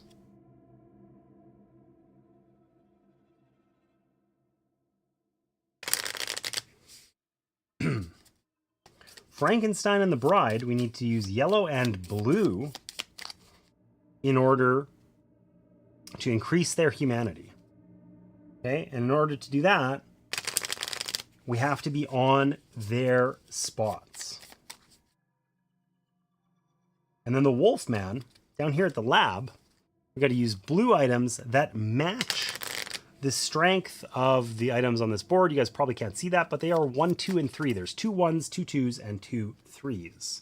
So we need yellow and blue items exclusively for the first phases of the game. And then we need red in order to defeat the mummy and the Wolfman.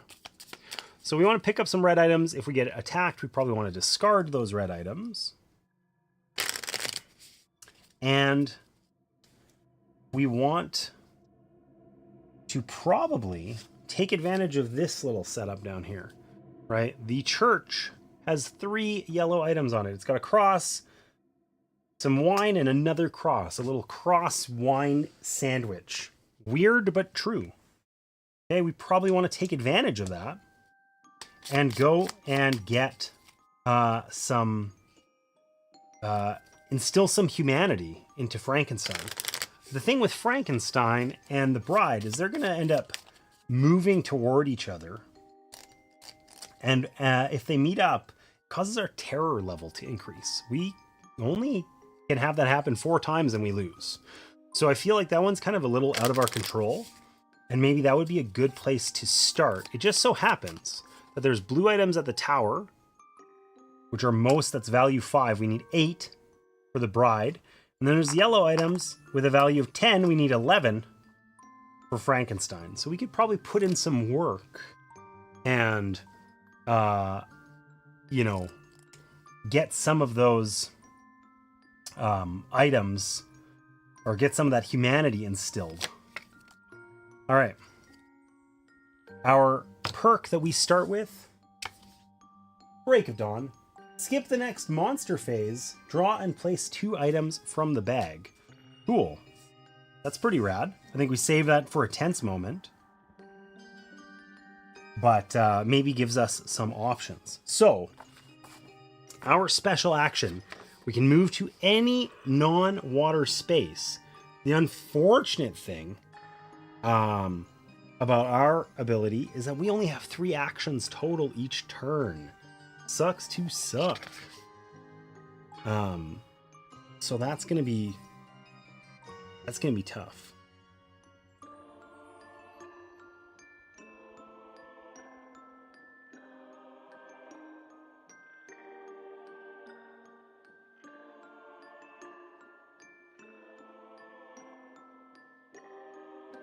I feel like actually getting the Bride and Frankenstein into the same spot is going to be really difficult.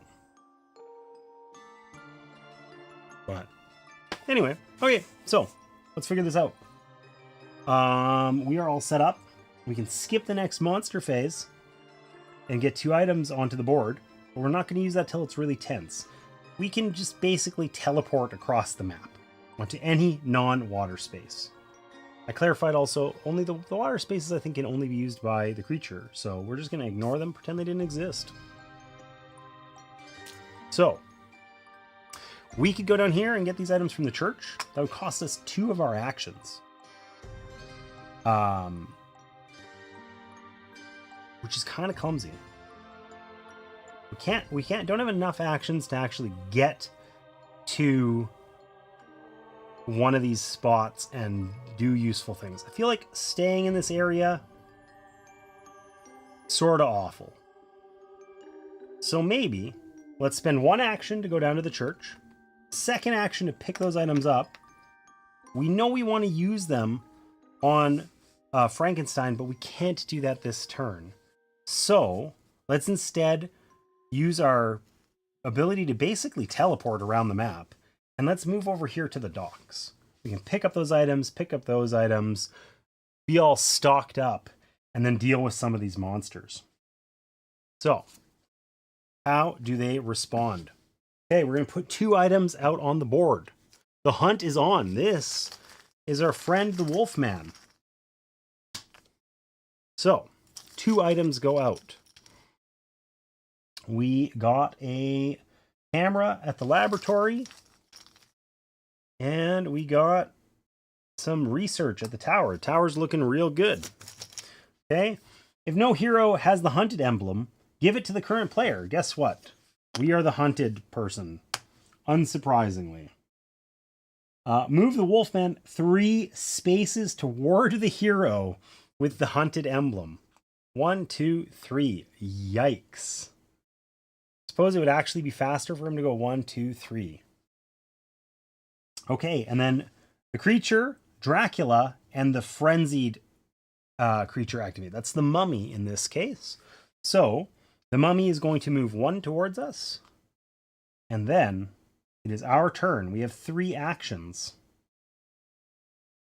I don't love this.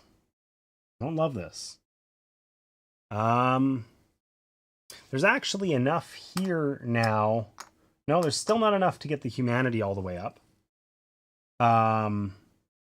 But we could start dealing with this Wolfman. The Wolfman's chasing us down aggressively. That's going to be trouble. So maybe we go 1, 2, and then we use our special action to move down here to the laboratory. Because we have to place items on matching spots. We need 2 2s, 2 3s, 2 1s. We have 2 2s and a 3. We could get started with that. Also, I don't know if the music just died or if it's between songs or what. Oh, crap. Oh, hey, this worked out well. So 3 items. Former employer, place Dr. Cranley at the laboratory where we happen to be standing.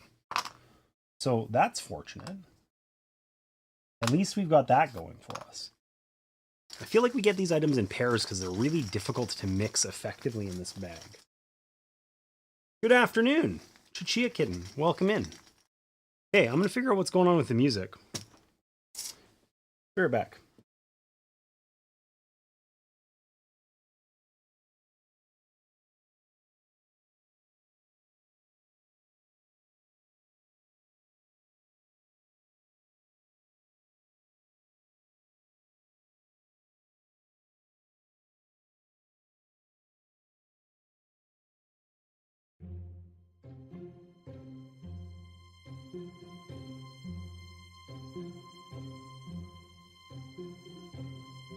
I think Epidemic Sound just goes crazy sometimes, but now it should be back to it. Time Roller, welcome in. I'm willing to bet you have played Horrified before. Let me know. All right. So, Dr. Cranley is out at the laboratory. He wants to get to the precinct. Moving these guys around is tough.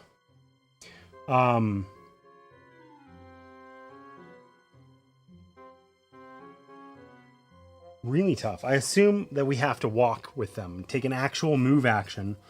Yeah, and special action is just place your hero in any non-water space. So I don't think we can teleport Dr. Cranley with us, for instance. And the Invisible Man, who's not in the game, and the Frenzied Monster are going to activate. So that's the Mummy. He's going to come over here to the shop. So he is kind of encroaching on our space a little bit. Which is unfortunate. So, I think we're just going to stick to the game plan.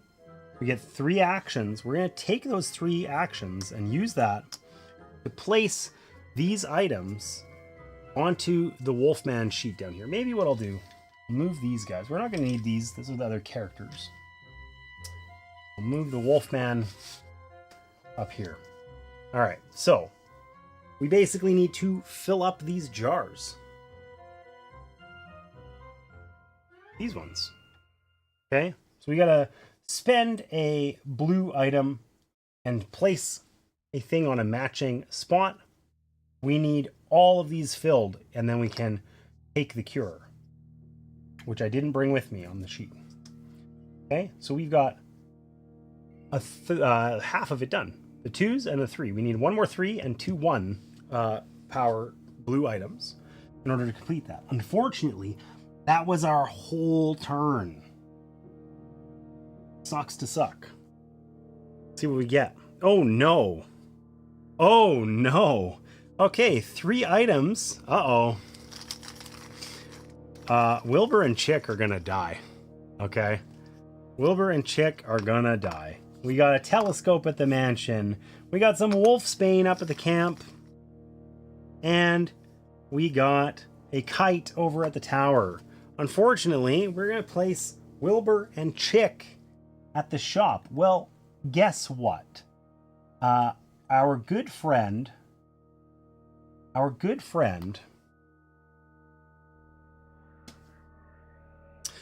the mummy, just so happens to currently be at the shop. These guys are just going to hang out. Didn't really work. That was hard to do. Anyways, this is going to end badly. I guarantee it. I guarantee it. So, that sucks. We're also going to activate Frankenstein, the Bride, and the Frenzied Monster. So they're each going to move 1 and attack 3. So Frankenstein's going to move 1. The Bride is going to move 1. And then the Frenzied Monster is the Mummy. So the Mummy is not going to move, but he is going to attack Wilbur and Chick. They're going to die. They are going to die. Unlucky, bad place to be. You got caught in the street immediately. You walked out of the shop. There's the mummy. 2 hits. I'm sorry, Wilbur. You guys are dead. There's no saving them, and that increases our terror level by 1. Damn. Okay, well, that's sucky. I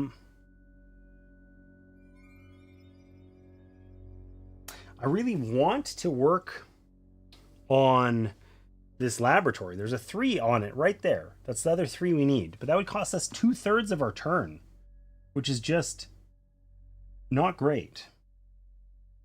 We can't leave this frenzied mummy right next to Dr. Cranley, who needs to get to the precinct. So I think our... Is this a good time to skip the monster phase? It's not like super spicy right now. We're not going to die. But it would give us some options. We could work the lab down here, place that item, that would be 2 actions, and then run to the shop. And if we skip the monster phase, we can continue running, and we can get almost up to the precinct with our friend Dr. Cranley this time. Let's do it. Let's do it. Let's use our Break of Dawn. Skip the next monster phase. Easy. Okay. Draw and place 2 items from the item bag.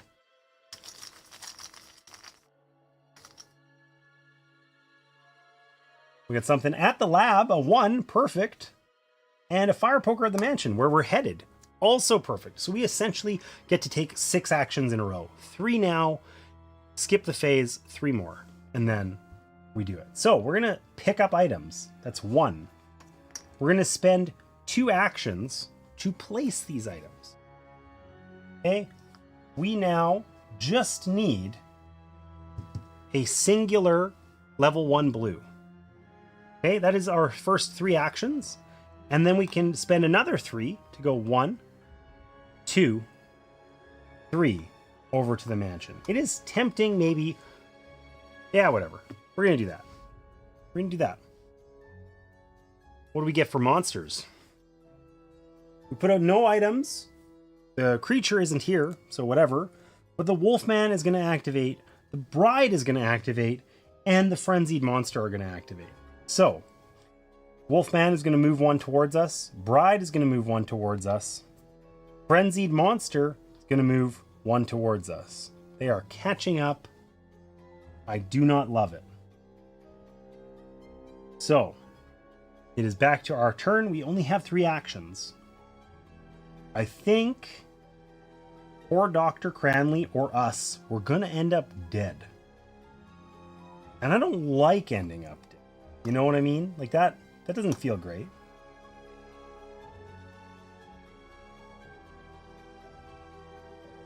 So we could just run to the precinct.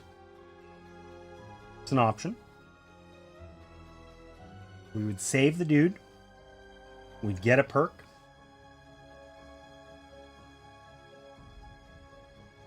Or we can pick up these items and run to the camp. And then we have to get to the precinct later. Let's do that. We can just be loaded up on items that makes us really quite resistant to damage anyway. 1, 2, 3. Only 3 actions is really rough. Really rough. Okay. The hunt is on. If the hero has the hunted emblem, well, okay, he's just going to come snuggle us. So we're going to put out 2 items.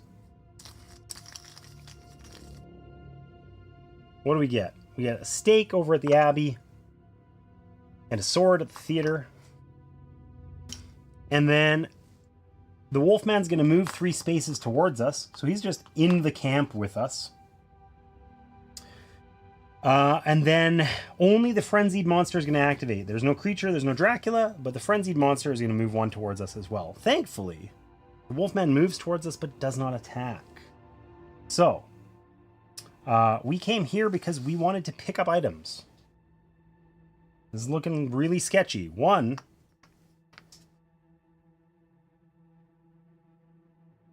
2, 3. Run away! Strategic retreat. Please, Bride, don't come attack us. Of course, that's what happens. We put out no items. We got that twice now. We need those items on the board. Wolfman is going to activate. He's going to move 1. Does not get to us. The Bride is going to activate and is going to move 1 and does get to us. I think they just... I want to confirm that the Bride and Frankenstein don't just ignore us and move toward each other or something dumb like that.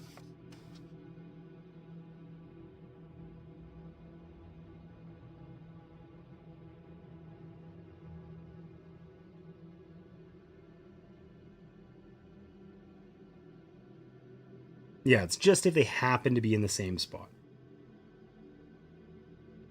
Well, that sucks. Okay, so the Bride is going to move and attack us. 3 dice. 2 hits. And her special action. Here comes the Bride. Move the Bride 1 space toward Frankenstein. So she's just going to hit us for 2 and then peace out. Total jerk. And then the Frenzied Monster is going to move 1 towards us. Overall, it's looking a little iffy. It's looking a little iffy. But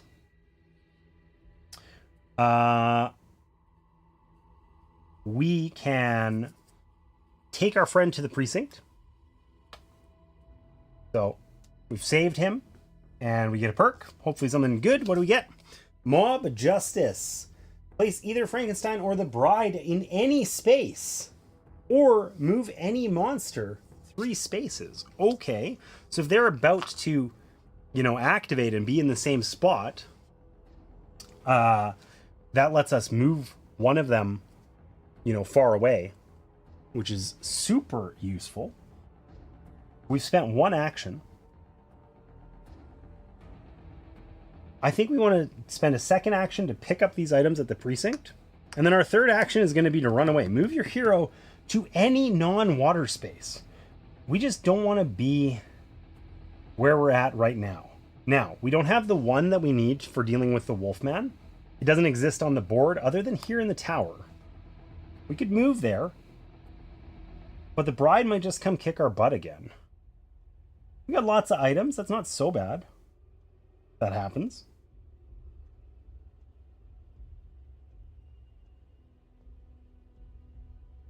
We kind of can't go down to the museum because then Frankenstein's going to roll over and kick our butt. Let's just play risky, fast and loose. We're going to go to the tower so that we can pick that thing up, and then we can get rid of the Wolfman and be happy. That's our third action. All right, what do we get? Place Dr. Reed at the Institute. Thankfully for us, we get to put out 3 items, and the Institute is kind of down in the corner where the monsters aren't like super close to it. We got stuff at the camp. The inn's got 3 items. Looking juicy. And the Institute. Okay, and then our friend, Dr. Reed, is going to hang out down there. And the frenzied monster is going to activate. Move towards us. So just 1. And it's our turn. So we've got 3 actions. You can spend 1 to pick up items. 2 to move down to the laboratory. And 3 to place that number 1 over here. So we have completed everything we need on this. Our 1s, 2s, and 3s. If all spots are filled, we take the cure. So now, if we are in the Wolfman's space, we can use the cure and 6 red items, or red items with a value of 6 or higher, in order to defeat him. So, hopefully, because we're hunted, he'll move towards us sometime in the future, and we'll just pour some cure on his head and feel better about our lives. And we're close enough that we could go help Dr. Reed, but he has to get to the camp on the other side of the board. It might be better just to ignore him. 3 items on the board. Things are on the move. Move the frenzy marker to the next monster, which means it's over on Frankenstein and the bride. Move each villager 1 space toward their safe location. Okay, well, we put out 3 items. Whoops. It's at the Institute, the theater, and the tower. And this actually means that our buddy here is going to move 1 toward us.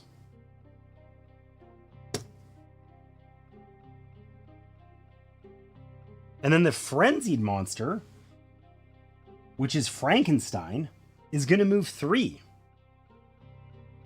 1, 2, 3, and attack for 2. Not ideal. Somewhat suboptimal. 2 hits. All right. Get rid of a couple of these blue items that we don't particularly need. We live to fight again next time, you know?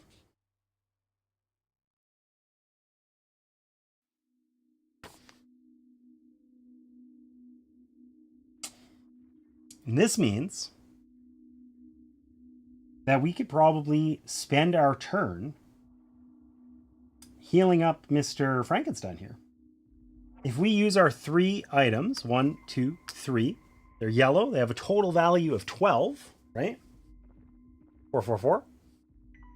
That lets us turn this dial, oh my god, it doesn't spin, up to 11, which means we have taught him about humanity. Okay, he will still attack us and stuff like that, I believe. But he's no longer going to, like, well, if he meets the bride, we don't increase the terror level. We still have 4 items, so I think we can just face tank this. Because I thought, hey, maybe I could use this, place either Frankenstein or the bride in any space. I thought I could use that. But I should save that until we have the bride humanity up also. Because then we don't end up... like, then I can just win. I don't have to lure them to the same spot. I can just complete it. Okay, so we're going to risk it. We're going to risk it. James, thanks for that lurk. Appreciate you. All right, so no items go on the board. I feel like we've had that. I think there's 3 of them in the deck, and we've had all 3. The Wolfman is going to move 1 toward us. The Bride is going to move 1 toward us. And the Frenzied Monster is going to attack us for 3. That is unfortunate. We got 1 hit. So we'll have to discard an item for that. Okay, and then we got this special item, or a special thing. Here comes the Bride. Move the Bride 1 space toward Frankenstein. So, if they end up in the same space, if we've done everything perfectly and they're both happy, they're both high humanity, then they're defeated. And they go back to their respective spots. Otherwise, we increase the terror level, which is going to put us quite close to dying. So I think we're going to use this mob justice, even though we said we weren't gonna. Because we don't have a practical way this turn of getting the Bride to 8. We would need to be on her space and have 8 value of blue items. We have 3.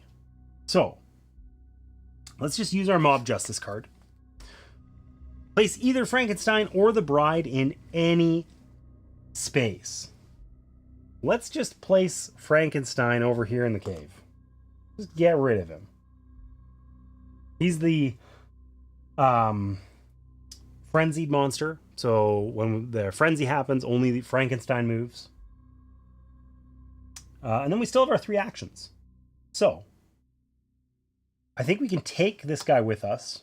Well, actually, let's think this out. Where does he go with the camp? We have no good way to get to the camp. And we just put Frankenstein right beside it. That was maybe kind of stupid. Oh well, we're going to live with it. We're going to go 1, 2, pick these up.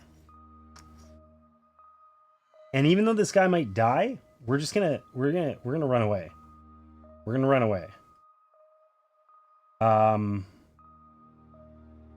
We want to run away so that we're closest. We want the Wolfman to come snuggle us. Really. Genuinely. We need 6 or more. We got that pistol. We also need more items. Let's go. Let's just run away. We're going to abandon this guy here for our 3rd action. We're just going to come up here to the inn and hope that the mummy doesn't come slaughter us. Does that make sense? That's stupid. Let's run to the docks. All right. The hunt is on. We're going to put 2 items out. And the Wolfman is going to move 3 spaces toward us. I guess we can always just go to the Wolfman's space and cure him on a turn. What do we get? We got the Institute, the church, and the mansion. Okay, Wolfman moves 1, 2, 3. Okay. And then the frenzied monster is going to activate. He's going to move 1. No big deal.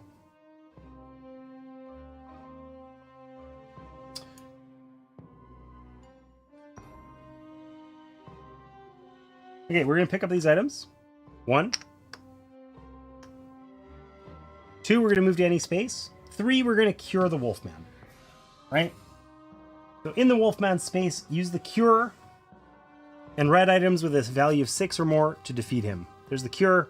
There's our 6 or more. Wolfman is out. We did it.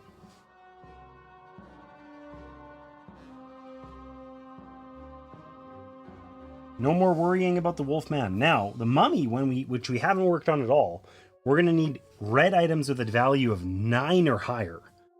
So we need yellow items to get him to that state, red items to defeat him at the end, and we want to retain our blue items for the Bride. So we actually really don't want it to get hit, but we're probably gonna. Ooh, the meeting. 2 items go out. Move the Bride 2 spaces toward Frankenstein.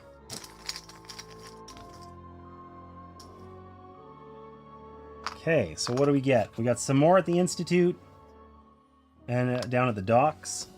Leaving this guy down here in the corner has probably worked out pretty okay. Seems pretty safe. The Wolfman would activate, but he's been defeated, so nobody activates, which is super nice for us. So, we probably... I really wish we had a little bit, like one extra action would be really swell. We could pick up these items. They're strong. We're going to need them. But I wish we had better ones. I don't know what it's going to take to solve this total. Because we could go start on that. There's not enough blue items on the map. We have 6. I guess if we go down to the Institute and get the blue items, we have enough to cure Frankenstein, the bride. But it's going to take us like a more than one whole turn to do it.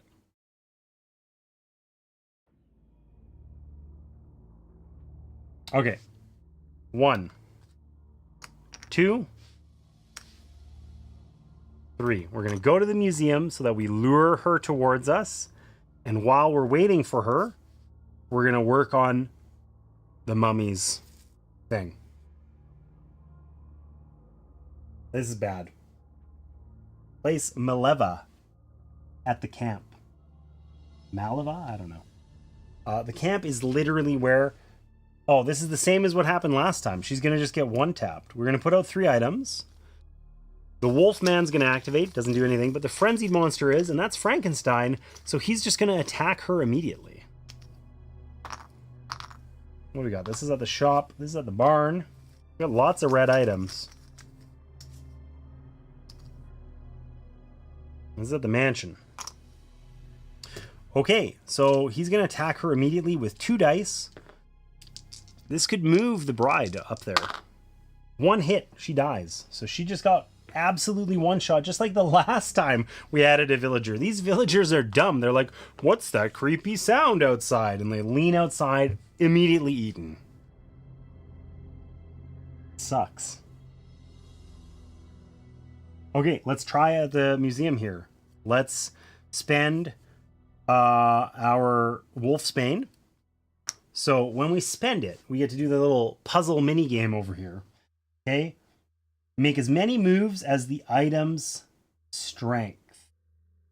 Okay, so a move is like that. We're trying to get them into their like correct spots. So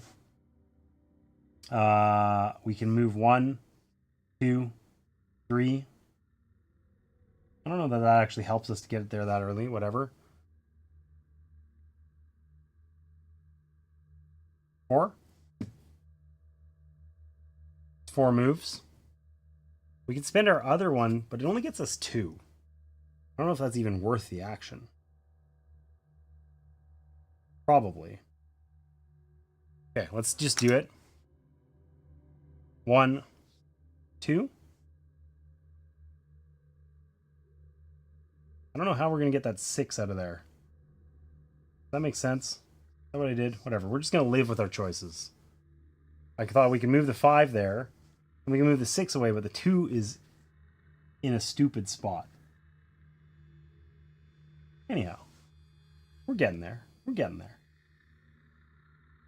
Okay, so that's 2 actions that we've spent.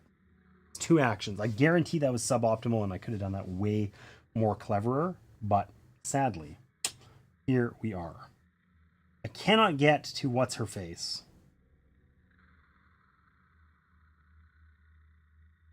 But I do want her to come to me. And I want more yellow items. I wish there was a good spot to go to grab some more. But there really isn't.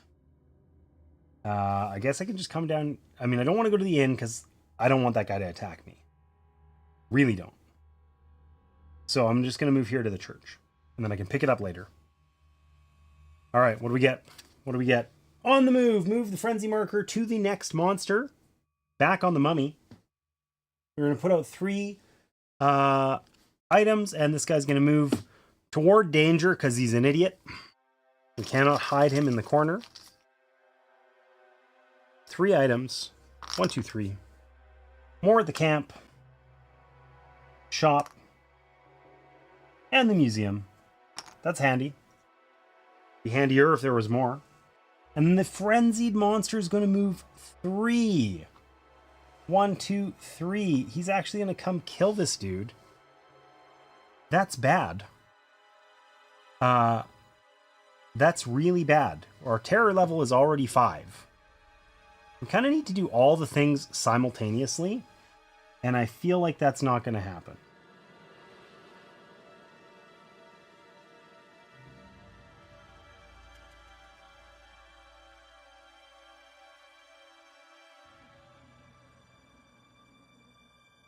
Okay.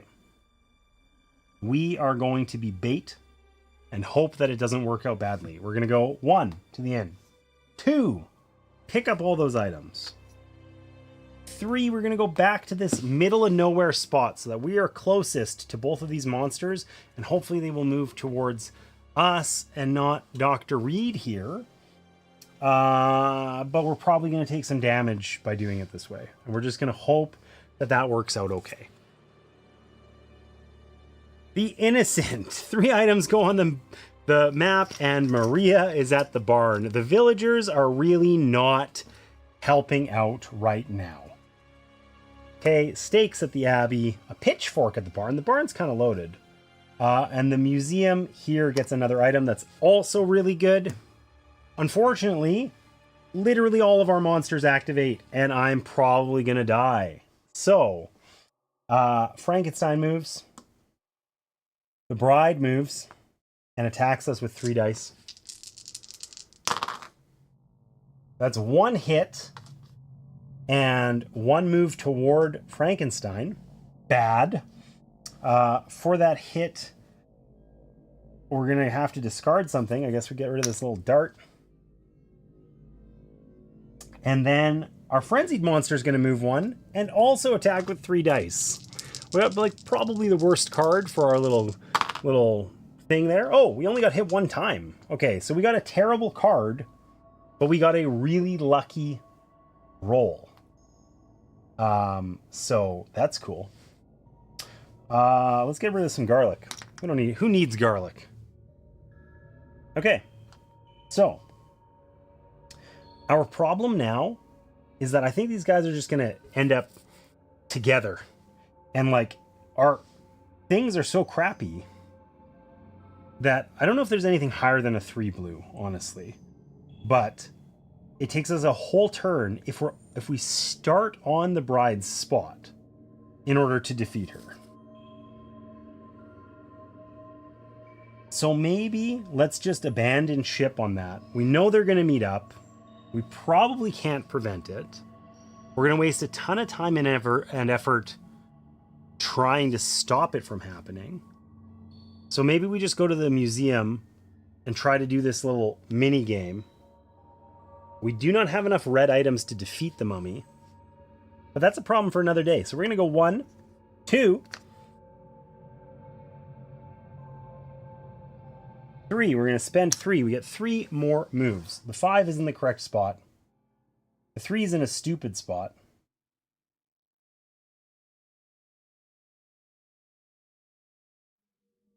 Is there a good way to switch these around?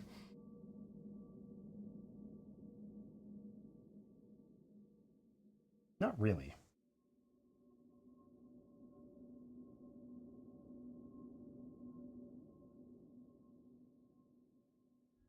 I put this here. I did 1 move, 2 moves.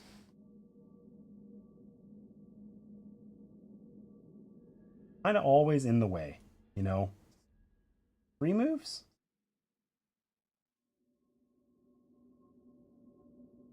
I feel like it's just started this all wrong. But I can at least get them on the correct side.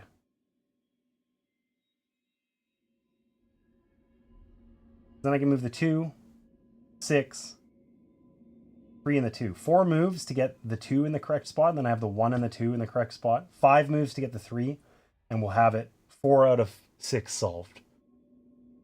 I don't know.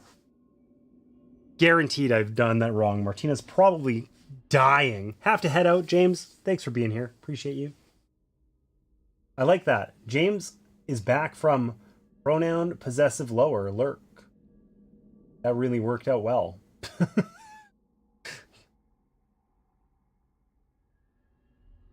Okay.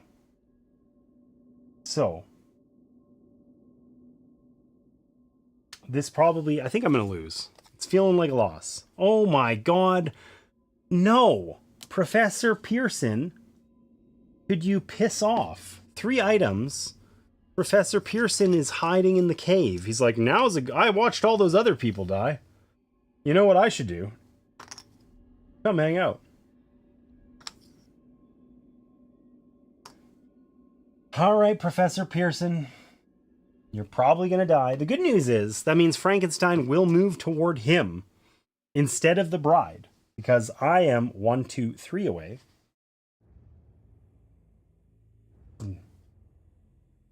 He's 2 away. Oh, wait, no, he's going to move 2.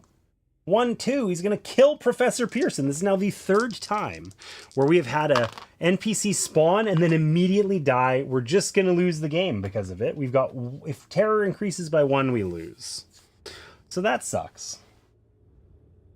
That sucks a lot. Okay. So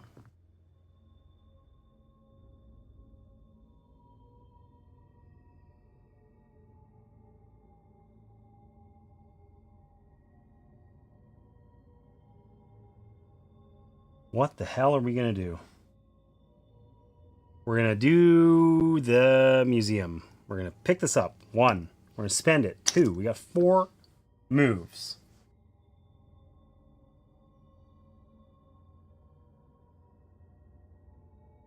One, 2, 3, 4. That's 2 actions. 3 actions.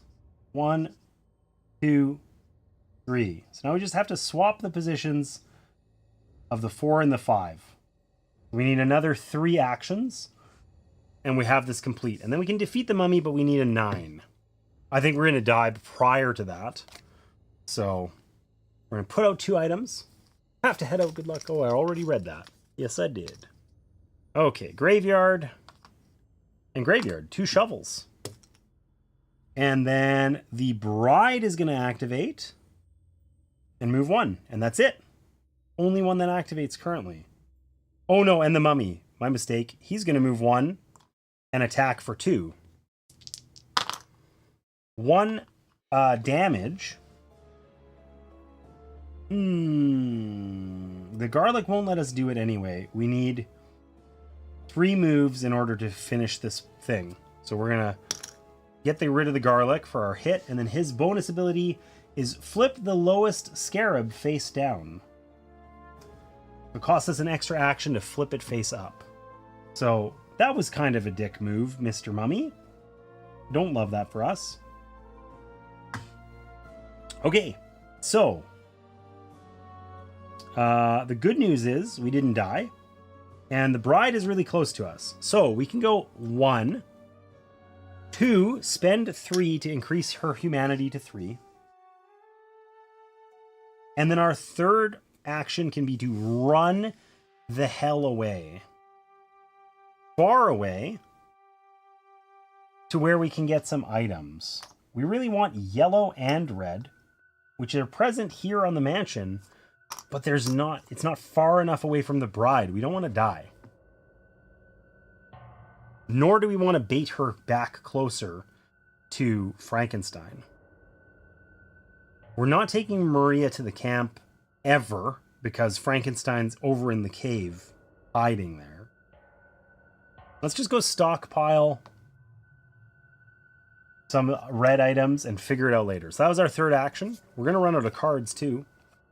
0, reincarnated soul. If no hero has the soul sign, give it to someone. Move the hero with the soul sign 3 spaces toward the mummy. Cool. 1, 2, 3. He's just luring us in. That worked out badly. Wolfman would activate. He's not in. He was the only one.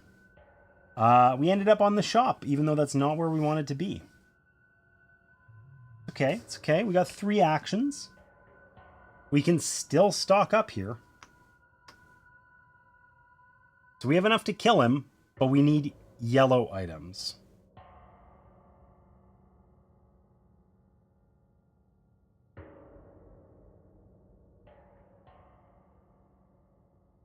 You know what? Let's not pick these up. Let's go 1, 2, 3. Just run away to the dungeon where we're safe. Okay? We're going to come back and defeat that guy like next turn. Okay, we're going to put 2 items out on the board. The mummy and Frankenstein are going to activate. They're going to each move 1. Not too bad. Our 2 items are at the inn and the Institute. The Institute's got a couple good blue items. In fact, if we go get one of those, we can turn her human in just 2 moves instead of our current 3. So that's kind of big. But we want to defeat this guy. So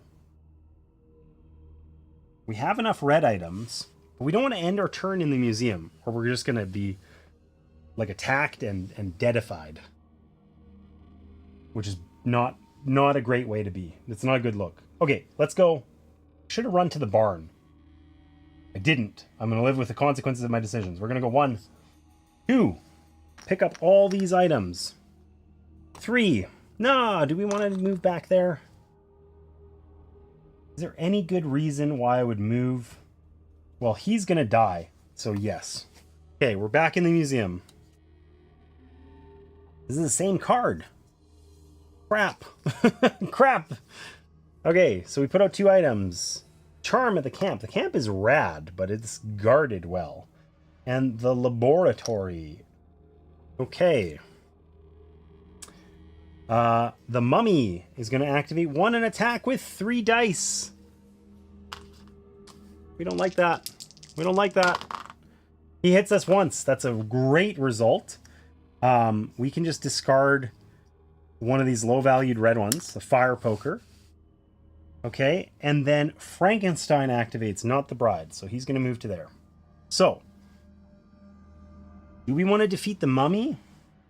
Yeah, because we can't defeat Frankenstein anyway. So, we're going to spend one of these as our first action. That gives us 3. So, 1 to flip that up. 2, 3. As our second action, we're going to slide this one over. Now we've got 1, 2, 3, 4, 5, 6. Okay. And as our third action, in the mummy's space, use 9 or more to defeat him. 2 items, that's a 5 and a 4. We have defeated the mummy as well. All right. Actually, I want to look up a rule real quick. Allison, happy Sunday. Sorry I'm so late to the game. I was too busy winning some more plastic painty stuff and hanging with my other nerd friends at Dragonfall. Tell me about the nerdy the nerdy friends and the plastic stuff that you won. Can you show it off? Can you drop some links in chat, Allison?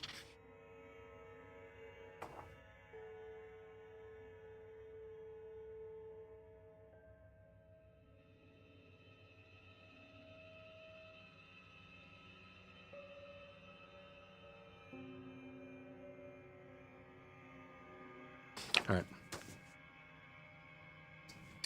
So we have defeated the mummy. We've defeated the Wolfman. We just have to survive. Place Renfield at the docks, the insane survivor.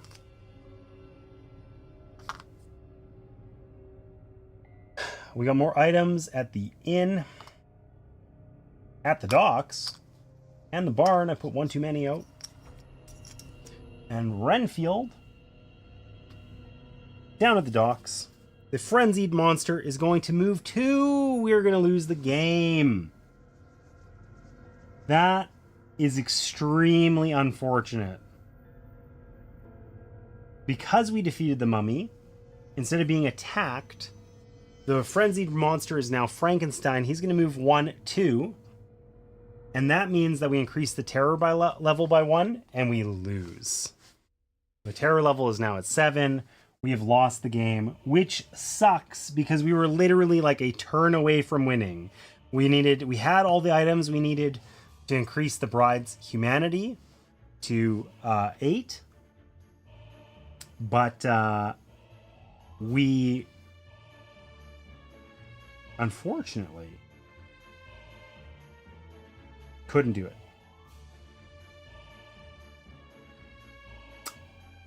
Sucks to suck. 1 win and 1 loss so far. Overall, I would say playing as the explorer, hard in single player. I mean, I think it's sort of luck dependent. We got a lot of villagers, and with only 3 actions, that made it really difficult to deal with. So that didn't feel great. Like, being able to move around, cool. Having only 3 actions, not fabulous for the solo player, you know? Good utility in a team. Kinda, like, I think it kinda OP if I moved around a little bit more intentionally, or I took a couple of risks. The unfortunate thing with my risk taking is that generally worked out exactly wrong, where we just spawned an enemy and a villager, and they immediately died. So, happens. My cosplay won. Oh, awesome! And I got to hang with Jamie, Rachel, and these other painty people. Awesome! Wow, your cosplay won. That's rad. How long did you work on your cosplay for? I'd love to know. Tell me everything. I'm sure it's probably all over your Insta, but I've been bad on keeping up on the socials lately. Back for the op cost loss. Literally, Allison, you show up, I lost on the next turn. Things were going fine before you arrived. Things were going fine. Thank you for nothing. All right, we're going to try again. We're just going to reset entirely. We're going to pick a different hero that we haven't played with. And Frankenstein and the Bride were the hardest thing that we had in this game. So I think we're going to leave them in, but we'll pick... we'll maybe sub one out. The only one we haven't played with yet is the Invisible Man. So do we want to replace the Mummy or the Wolf Man? Let's choose randomly. What's a good way to do that? We'll flip this thing. We'll call that heads and tails. So heads is the Mummy, tails is the Wolfman. We'll leave that one in. We'll leave the Wolfman in. All right. Sorry, Mummy, you are out of here. See you later, nerd.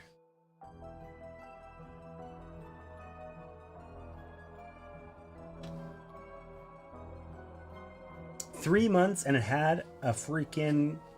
I don't know what that is. I'm trying to think, what would that word be? Why did it get censored like that?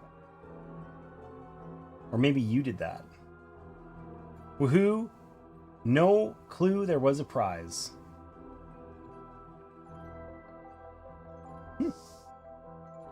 Well, congratulations on the win. That's rad. Good for you. We donated back the money and they gave it a bunch of raffle tickets and got us a bunch of stuff. Oh, awesome. Well, overall, that just sounds really good. How did it feel that your cosplay won? Have you done a lot of cosplay stuff before or no? I will be the first to admit I don't know that about you. When you showed some pictures of the cosplay when you were working on it, you know, I was surprised. Cash prize was censored. Weird. I don't know, man. I swear every time I log into Twitch, there's like announcements about they've changed things for you know, there's some little notifications in the creator dashboard about things they've changed, and you know, it's usually goofy stuff that you just sort of have to see how it pans out. Okay, we're gonna play as the professor. Oh, excuse me. Maybe they changed the moderation rules or something, but that seems really odd. First cosplay ever. Wow. Well, that's pretty huge. Hey, like that's no joke. Winning on your first try, that's got to feel good. You set the bar high. Now you just have to never cosplay again, and you can keep that 100% win rate. Okay, I gotta figure out what the hell is with these moderation settings, because that's absurd.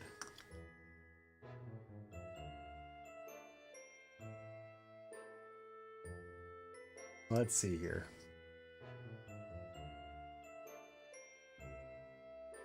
Where is it? Moderation. Auto mod rule sets. Nothing here has changed, though I do remember they said something about this being like a little different now.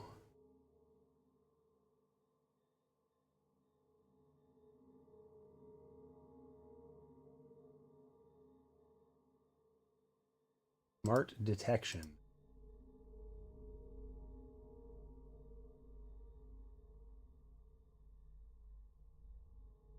Did a not particularly great job, I would say. Okay. We just toned down some of the Twitch auto mod stuff. We'll see if that works better. See if that works better. It was a teeny con, but the people were so nice. Well, that's awesome.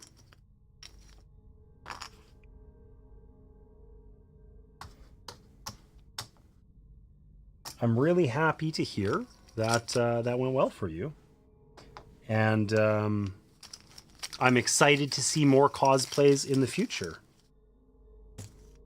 Surely you're going to have to start streaming your, you know, cosplay crazy lab as you're working on stuff. Could you drop a link to the finished cosplay in the chat, Allison? I'd appreciate that. If you feel okay about it. If you don't want to, that's cool too, but I suspect you do. I hope you do. You should be proud. I'm proud of you. Good job. Only thing I accomplished this week, I set up a jump scare here on stream, and Martina has been using it to harass me the whole day. Which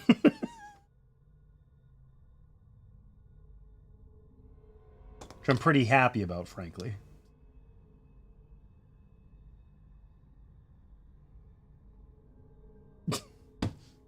Jerk.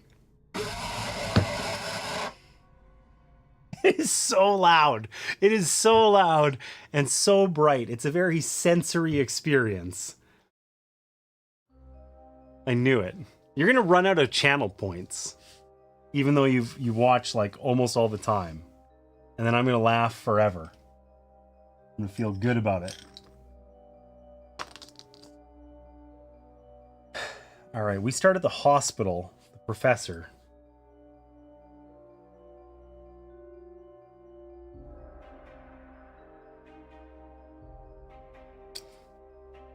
That makes me so happy. Hey.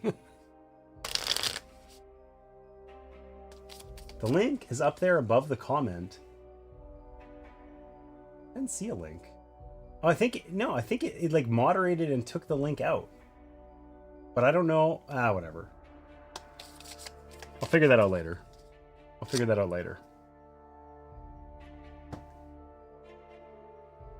Yeah, the jump scare thing was fun to set up.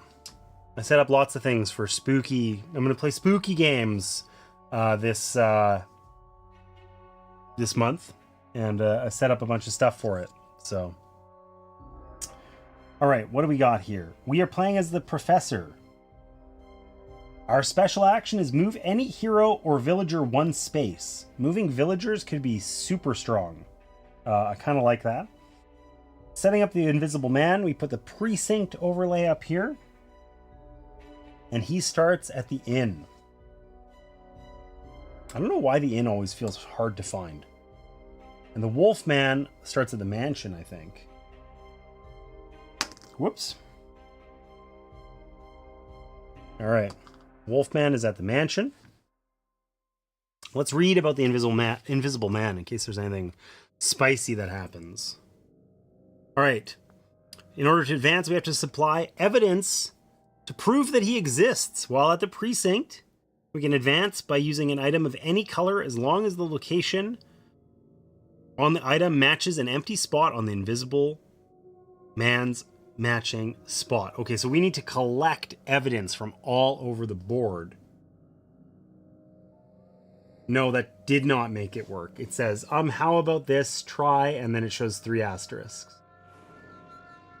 Okay.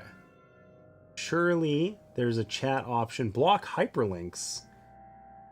I don't believe that was turned on. You know what we'll do? I'll fix it this way, Allison. I'll fix it this way. We're going to say... how do we do it? Can I do it here? No, I can't.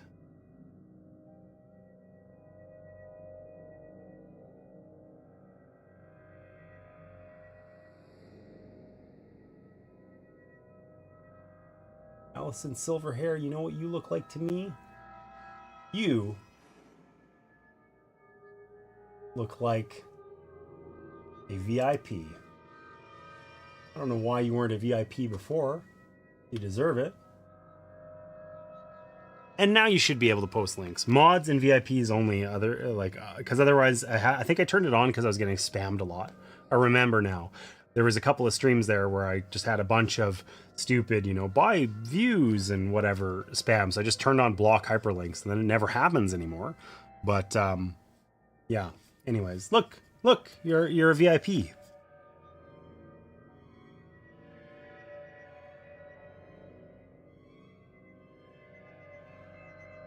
Okay, so let's give this a whirl. We need to put out 12 items.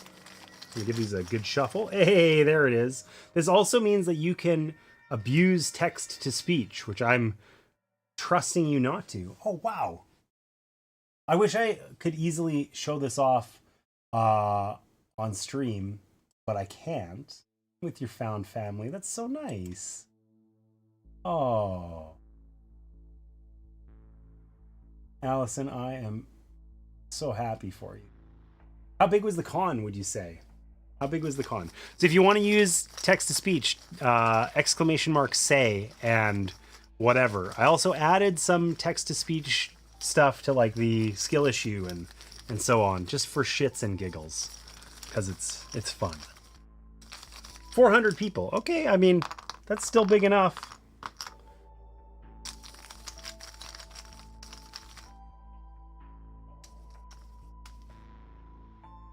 7, 8, 9, 10, 11, 12. All right. We got precinct, mansion, graveyard, the tower. I'm actually remembering where Allison these things... Silverhair Jesus. said, James, you are the best. Okay, I don't know about that. When I said abuse it, I definitely didn't mean to say nice things about me.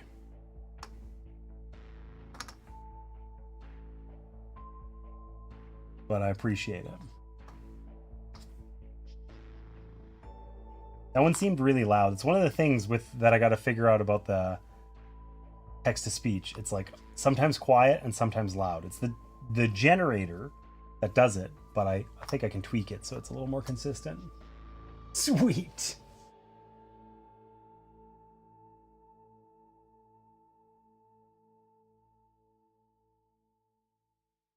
Lady Upcaw said, what's that behind you? That was mean.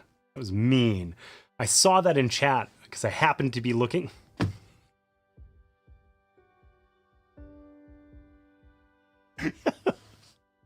I'm waiting. Martina, you're having too much fun with these redeems. I was waiting for the inevitable, jump scare. I happened to see that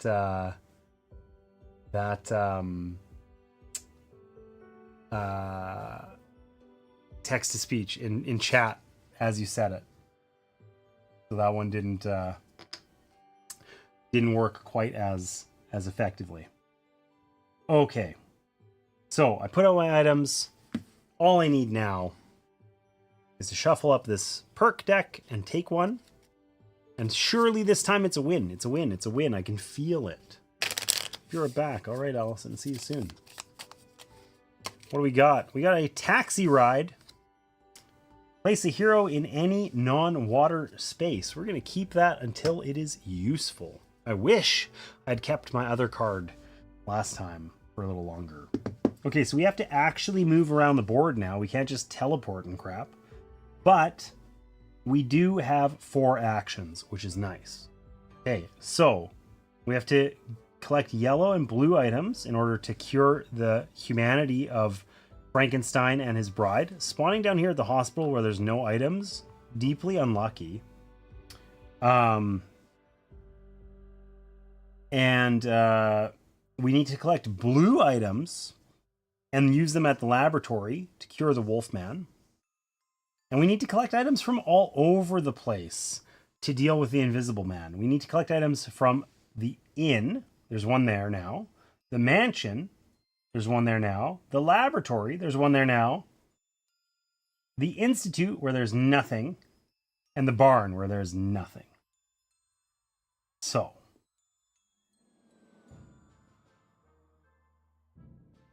How are we going to make this work? We need yellow, blue, and kind of anything. I think we just head over towards the laboratory and start there. We're going to go 1, 2, 3, 4. And we're just going to see what we get. Oh, look at that. We're going to put out 3 items.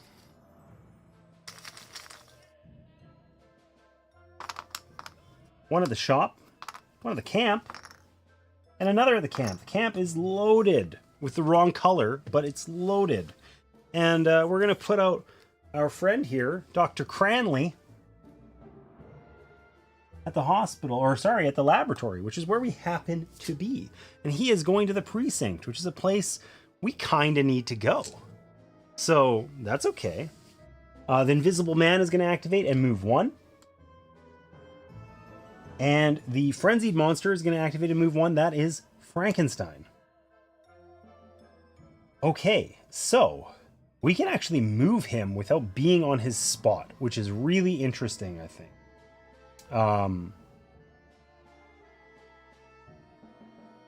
think we just need to pick up some items, though.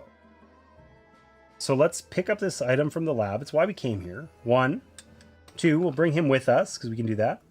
3, we'll pick up this other item, Silver Cane, 6 value. That's good to hang on to for later. And then we'll move 4 over to here. He's got to go to the precinct. We could get there 1, 2, 3 next turn, or we could just send him or whatever. We got options. As long as we don't end up dead. All right. 2 items on the map. Hypnotic Gaze, we do not resolve because we do not have our friend Dracula. All right, there's a rifle in the barn. Cool. And another thing in the lab. That makes it suck that we kind of stole an item from there. But what are you going to do? Okay, we do not have the mummy. We do have the Invisible Man, so he is going to move 1. We do not have the creature. So, our moves are over. So, let's get this guy to the precinct. Let's save him before we end up dead. 1, 2, 3. So we rescued Dr. Cranley. He's going to give us a reward. What do we get? Hurry, move each hero 2 spaces. More useful when more than 1 hero is in the game. Happened last time too. Well. But we can pick up this gun in the precinct And then we can deposit this item from the laboratory, this evidence, to start working on the Invisible Man, but we'll do that next turn. All right, we get no items. The Bride activates. The Frenzied Creature activates. And that's it. So, we'll spend one action to deposit this lab.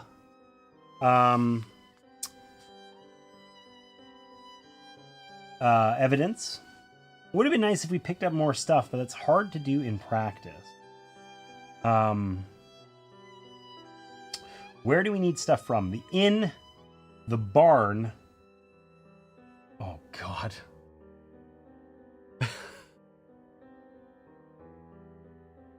I swear, I think lights out is more effective than the jump scare because the lights turn off and my heart starts racing because I'm waiting to get blinded by that strobe light.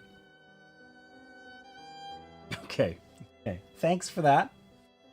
Needed a little heart rate increase. So we need to get stuff from the inn, the barn, the mansion, all of which have stuff, and the institute, which does not. So it'd be great to pick these things up before returning to the precinct. But I think what we're going to do, well, we've spent one action. We could go 1, 2, 3 and scoop those up.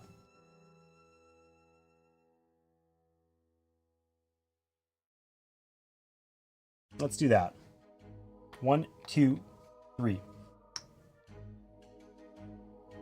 Okay.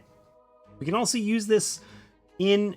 It'd be better to deposit the garlic up there and use this in mixture, the monocane mixture, on the bride. Let's see. Ah, crap. 3 items on the board.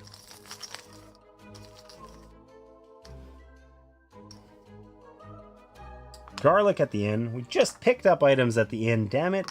Flowers at the docks. And a dart at the inn. We just picked up items at the inn, damn it. Okay, and then we're going to put the Egyptian expert, the professor, hanging out in the cave. I forgot to switch back to them.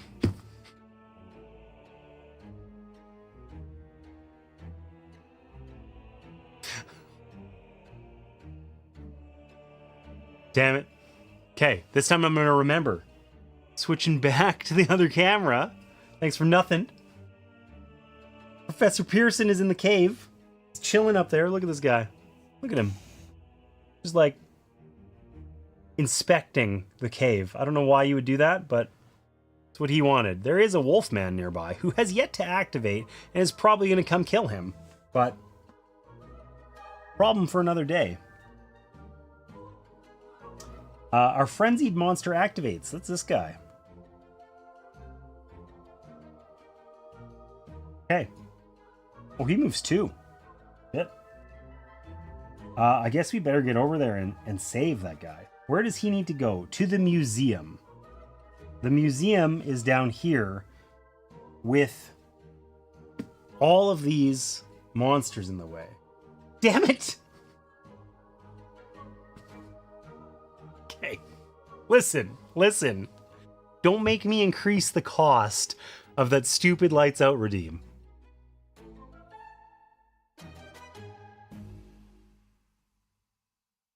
The professor needs to make it down here to the museum past all of these monsters, which is going to be difficult to do.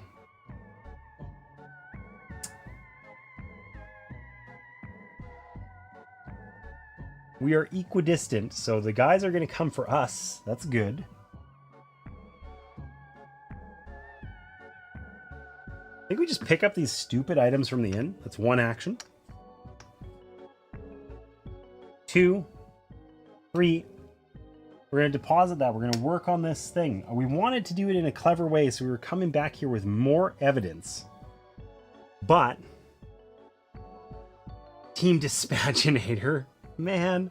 Anyways, it's a slow go on this Invisible Man thing, but we're trying to not end up dead. I like not being dead. Okay. The Wolfman is going to hunt for us. We get the hunted emblem. And he's going to move 3 spaces toward us. That means he moves on top of us. 1, 2, 3. He's literally in the precinct with us. Sucky. We got to put out 2 items too, which I forgot to do. I always skip that. It's too exciting to do the event. Oh, hey, there's a gun in case we want to just shoot him. And the item we need is...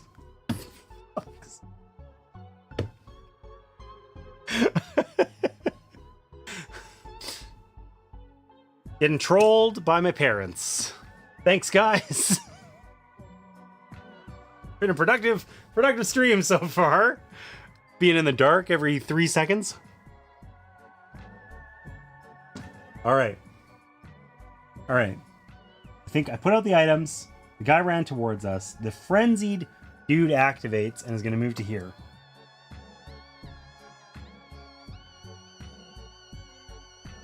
I don't love where we're at. So we're going to run away.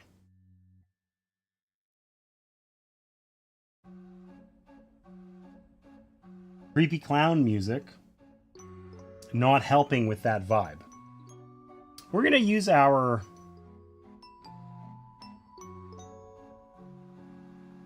hurry ability. Because we can move 2 spaces with it. We want to get out of here. 1, 2. So we still have our 4 actions. Which means we can go 1, 2, pick up all this stuff at the camp. 3, bring this guy towards us. I don't actually want to move the 4th time. Maybe I shouldn't have used that ability. What would I have done? If I'd just done it, I would have went 1, 2, 3 and picked up the items. Let's take that back. Take that back. I don't actually want to move out of here. We want to stay put. We're happy where we're at. Okay. Oh, god damn it. Okay, Maria is gonna die. I'm sorry. Maria's like a child. Look. Maria always comes out at the worst possible time. There's Maria. She's innocent. But honestly, not the brightest child. Okay? There's just... some people can't be helped. She's at the barn. I think she's going to get one shot again. Just like every time we spawn an enemy, basically. She's at the barn. There's a rifle there. Maybe she can shoot somebody with it. But unfortunately, Frankenstein's going to activate. And move toward us. Bride's going to move towards Maria. And then the frenzied person is going to activate. Which is Frankenstein, who's going to move toward us. And is going to attack us with 3 dice. Sucks to suck. 2 hits. Good thing we got this crappy garlic and wolf's bane. Or a tarot deck that we don't really need. So let's get rid of those. We're fine. We are fine. Maria's gonna end up dead. Where does she need to go? She needs to go to the camp. That's where we're currently standing. Okay, we're gonna do the right thing. Look at this. Look at this. Maria, I'm just gonna fly this over there. There's Maria at the back. The monsters are right outside. There's the camp. Also monsters. Terrible idea, Maria. But our special action is we can move any hero or villager 1 space. And we have 4 actions, so we can just move her. 1, 2, 3, 4. We basically mind control Maria all the way over to the camp and save her. And now we got our bonus ability here. We can brandish a crucifix to move any monster 3 spaces. That might be handy. Do I want to just face tank Frankenstein? Losing items feels really bad. We kind of need them. But I can actually use these items on Frankenstein in order to increase his humanity. So I think we're just going to hold out and hope that we don't get our butts kicked. Last time this worked out really badly. So we'll see what happens this time. We get to put out no items. The Wolfman activates and moves 1 towards us. The bride activates and moves 1 towards us. And the frenzied monster is going to attack us with 3 dice. So that was about as bad as possible. 2 hits. We want to keep these. We want to keep this because we need blue items for the Wolfman. So I guess we're discarding a 6 valued like pistol. I guess there's a bunch of other 6s on the map. Sure. Okay. So Frankenstein, buddy. We're going to use this 4 to increase your humanity by 4. That's 1 action.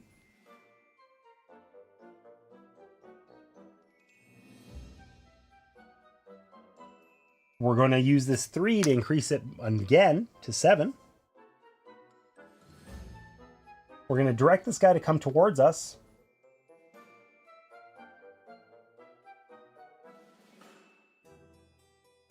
Kind of sucks.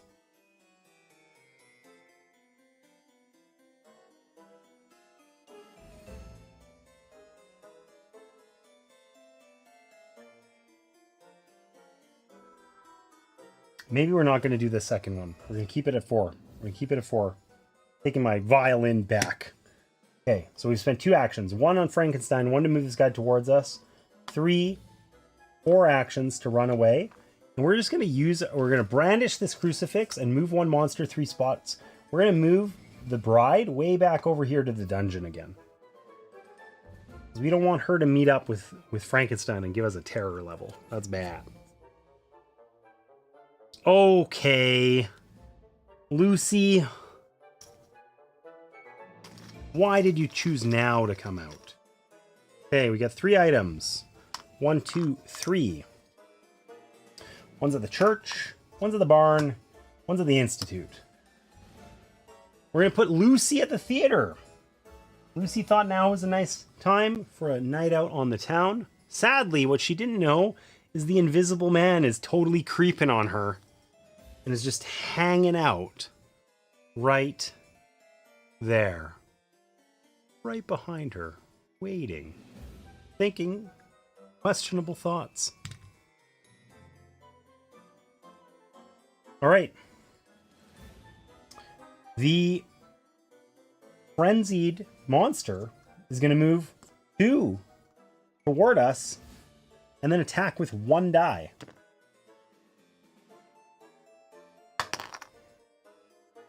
That's going to move the bride toward us, but we don't take any damage and we can probably heal up this guy this turn. So we're going to spend 1 action, pick up all these items. It's worked out exactly wrong. We're going to spend a 2nd action to increase this guy's humanity by 3. 3. Do we want to leave Lucy there?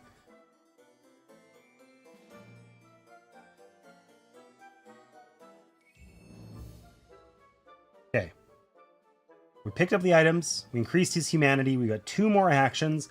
We're going to move Lucy too, because we can just move them. She has to come to the mansion, which is where we're at. We're going to stay put. Surely this will work out. It'll be fine. All I'm doing is saving people instead of defeating the monsters, and that feels like not a good idea. We're going to put out no items. The Wolfman is going to activate. He's going to move 1. The Invisible Man is going to activate, and he's going to move 1. He would have killed Lucy, so we did the right thing. We did the right thing. Okay.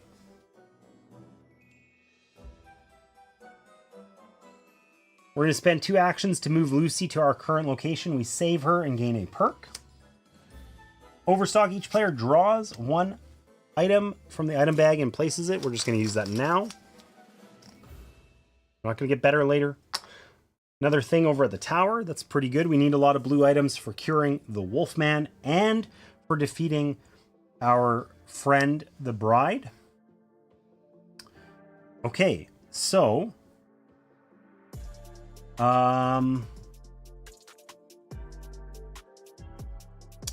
we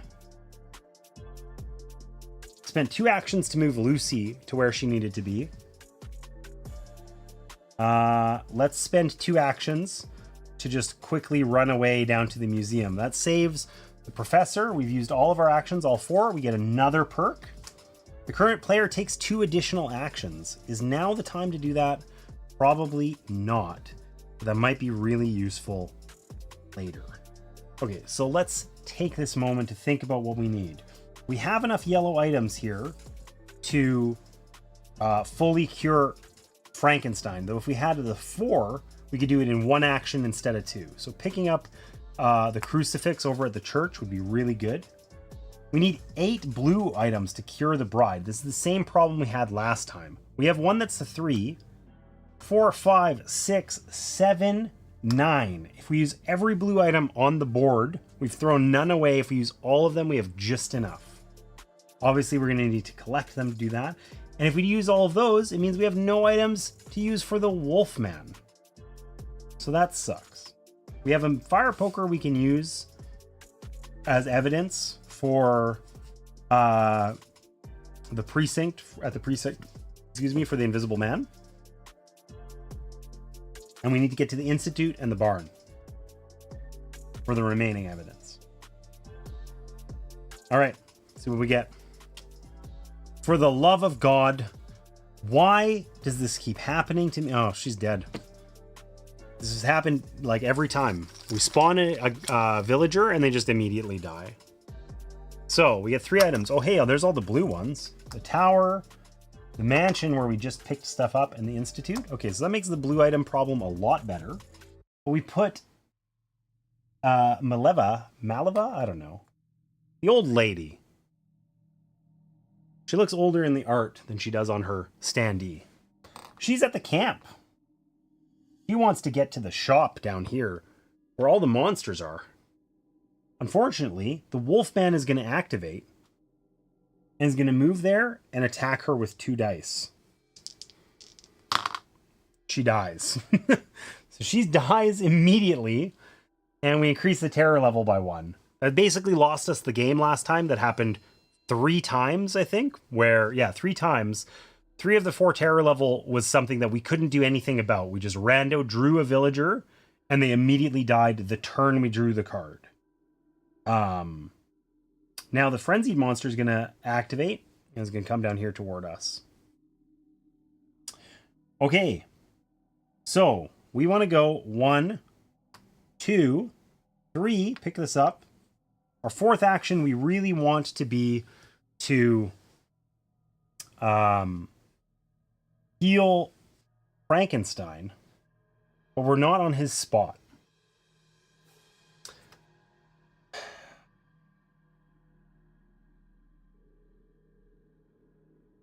Let's use our late into the night to take 2 extra actions. So we'll use our 4th action to get to his spot. Our 5th action to use that crucifix we picked up. He's now humane, I guess. And our 6th action only gets us away to the shop. That doesn't really help us. I guess we could, alternatively,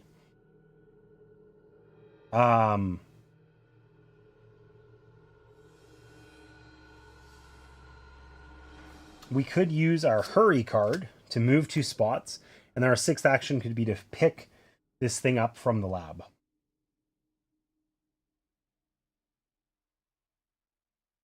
Cool. Let's do that. Uh-oh. Move the bride 2 spaces towards Frankenstein, put out 2 items, and then the Wolfman and the Invisible Man are going to activate and move 2. So, camp gets some items. The Wolfman's going to move 2. The Invisible Man is going to move 2. He's on the laboratory with us. He's going to attack us with 1 die. Nothing. Embarrassing whiff from the Invisible Man. Unfortunately, these guys are probably going to meet. It's unlikely that we can do anything about it. We do not have enough blue items to cure her. If we went and got these, we would have the 8 that we need. But it would be 1, 2 actions to get it, and we could get back to the shop. And then they're probably just going to converge and mess us up anyway.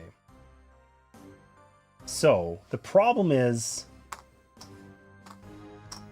both the Wolfman and her need blue items, and we need like a ton of them.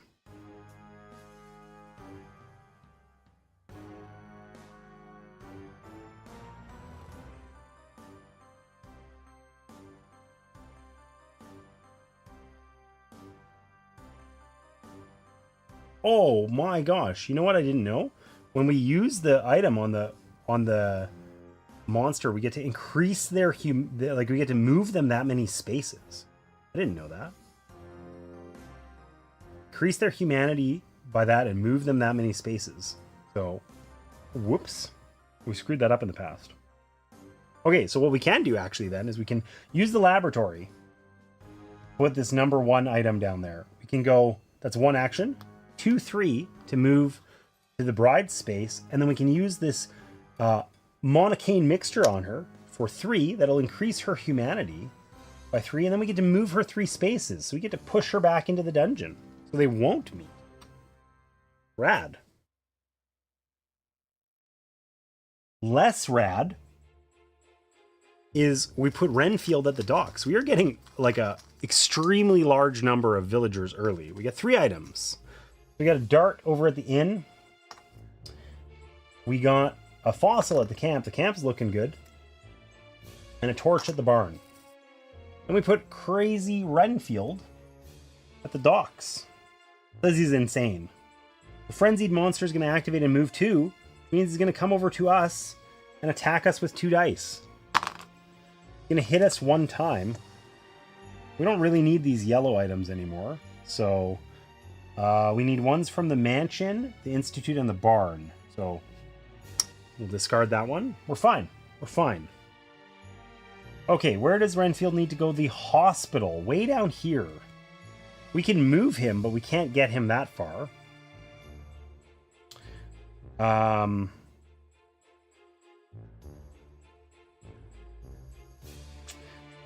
Okay, we don't have our... What do we need? We got to get one of these guys off the map, right? The Invisible Man, we need something from the mansion. We've got that. We need something from the barn, which we don't have, and we need something from the Institute, which I was supposed to pick up while I was down there and decided not to do it to split these guys up.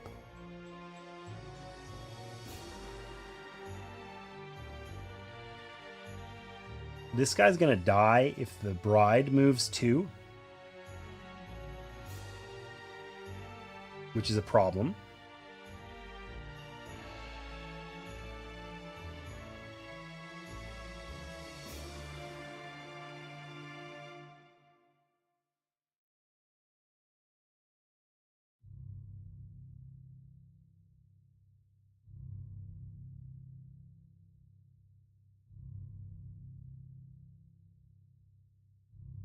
I swear I'm just doing like, you know, save the dummies moves. Like, I don't know.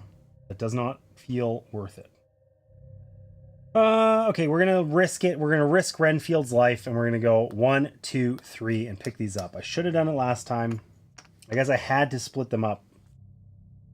All right, what do we get? 2 items and a ability.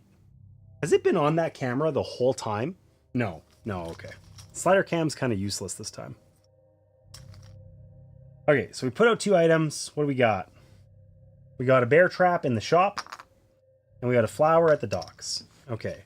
Place the Invisible Man at the location with the most items. Discard all the items there.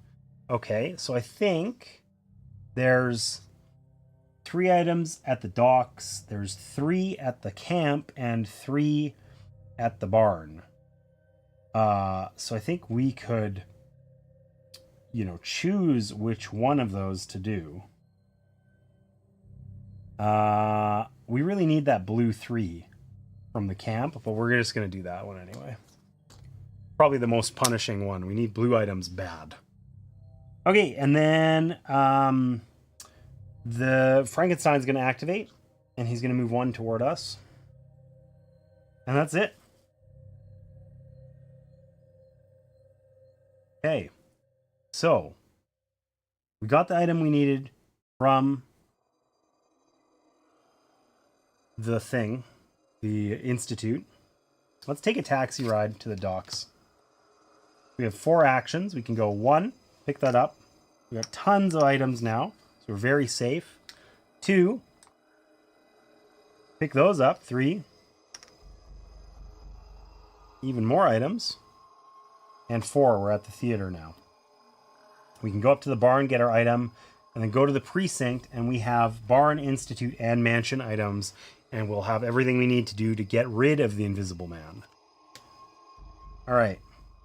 3, move the frenzy marker to the next monster. It's now on the Wolfman. We put out 3 items, and each villager moves 1 space toward their safe location, which is really not what we needed to happen. Like really not. So he wants to go to the hospital, so he's going to move down here, and then thankfully the frenzied monster activates, which is no longer Frankenstein, or he would have died. Oh, but it is the Wolfman. I guess the Wolfman's going to come 1, 2, 3 to us, and he's going to attack us with 2. And he whiffed. 2 misses. Remarkable. Didn't see that coming. But I'm totally okay with it.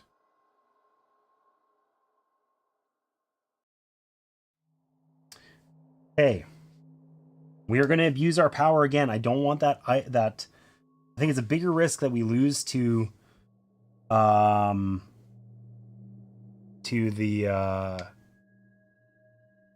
whatever threat level. I don't know why that's drawing a blank, but I'm just going to move this guy. 1, 2, 3, 4. We can force him down to the hospital.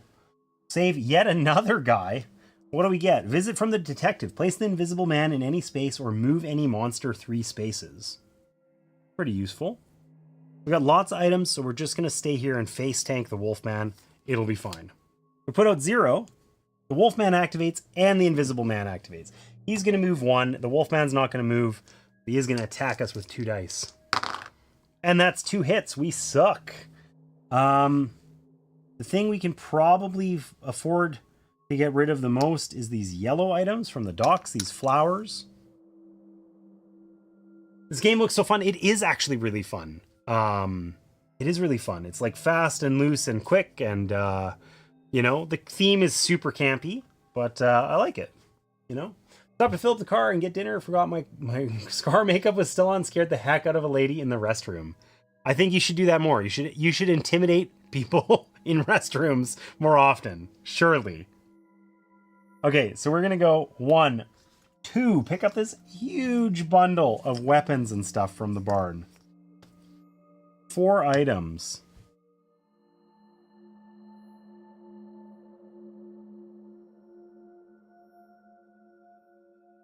Three, and we're just gonna pick up the stuff in the theater too. We have like a majillion. We got swords, we got torches, we got, it comes off the screen, you can't even see it. All kinds of stuff down here. We're gonna run out of turns. Oh, it's basically the same. It is literally the same card.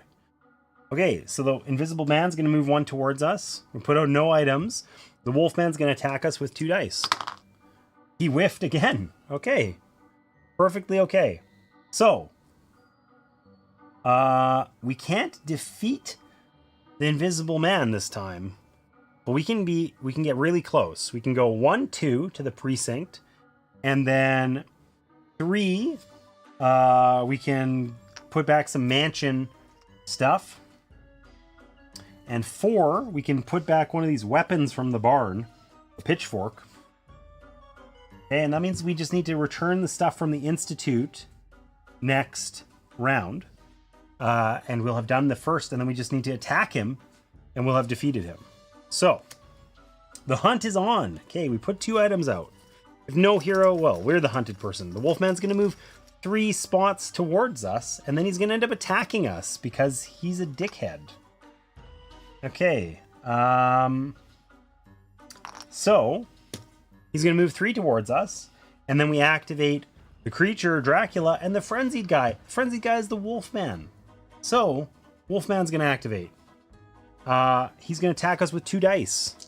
Hopefully he keeps up his strategy of missing horribly. Oh my god, he did. Okay, we're just not going to argue with that. That's great. So, we're at the precinct. We're going to put in this evidence from the Institute. Okay? We've completed that. We need to be on the Invisible Man's space. So that was 1 action. 2 actions to go on his space. Spend a total of 9 to defeat him. A 6 and a 3. We have defeated the Invisible Man. We have 1 more action to do. We have enough here that we can get the bride. We need to use 5 more blue on her in order to get her humanity back up. So we might as well move toward her.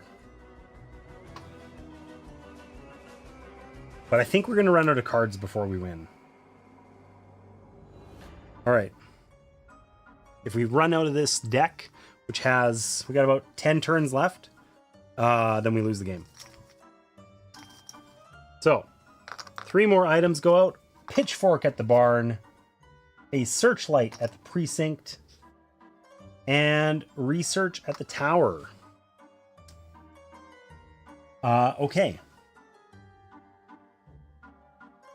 Frankenstein activates. The bride activates. And the frenzied monster activates, which is the Wolfman. None of them get to us. They all only move 1, but they are all closing in. And the Wolfman is actually really irritating. I think we're going to basically lose kind of due to randomness. Like, we need blue 3s or we can't beat the Wolfman. This is the second one we've seen. I guess we could have kept the other one, but I don't know. Anyways, we're going to move 1.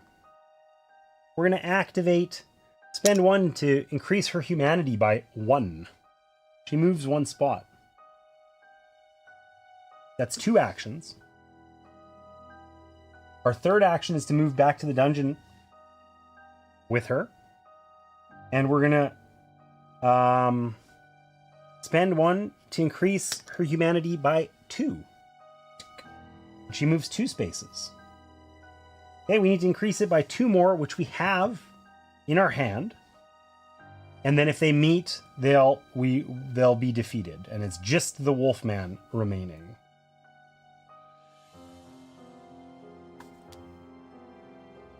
Place Elizabeth at the mansion. Okay, Elizabeth. We put out 3 items first. Institute. Church. Wine at the church.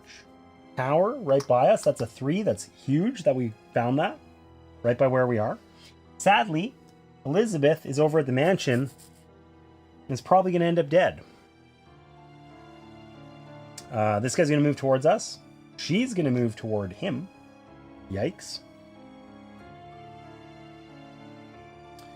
And the Wolfman is going to activate and will move towards Elizabeth. Dun dun dun. She wants to get to the tower, right where all this frenzy is happening.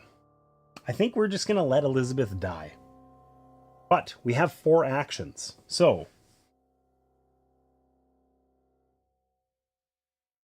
we can go like this. We can go 1,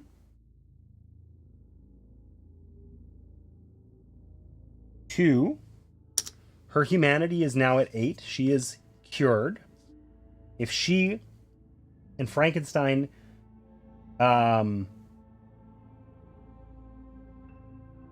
if both dials, when they meet, so she moves 2 spots, we can move them together. They meet.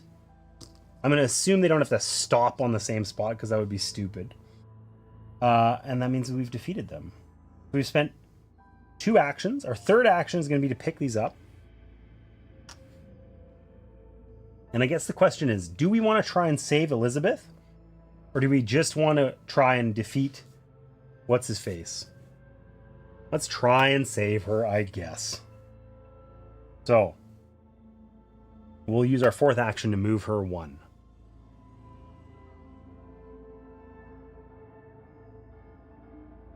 All right. We put out 2 items.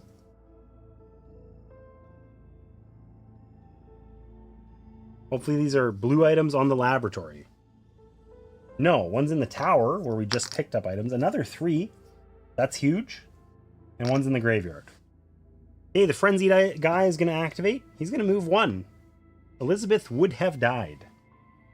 Okay, so in order to win, we need to complete these. So we need 2 3s, 2 2s, and a 1. We have a 1, we have a 2, we have a 3. We need 1 3 and 1 2. And then we need to go to the laboratory. So we can pick up the 3 right now. 1 action. We have the 2 3s we need. We just need 1 2. Now, there are 2s on the board. 1 at the mansion, and there's 1 at the precinct. We've used 1 action, and I think we go 2, 3, 4. And I don't think we actually mind if we have to like face tank this guy. He'll attack us instead of her. And like, it's okay. All right, we put out 2 items. And then our dude is not going to activate. Oh, hey, one's at the laboratory. It's a 1, sadly, not a 2. But that's okay. We're going to go pick up the 2 that we need from the mansion. So we're going to go 1, 2, pick these up. 3, now we've got Elizabeth. Where's she going? The tower.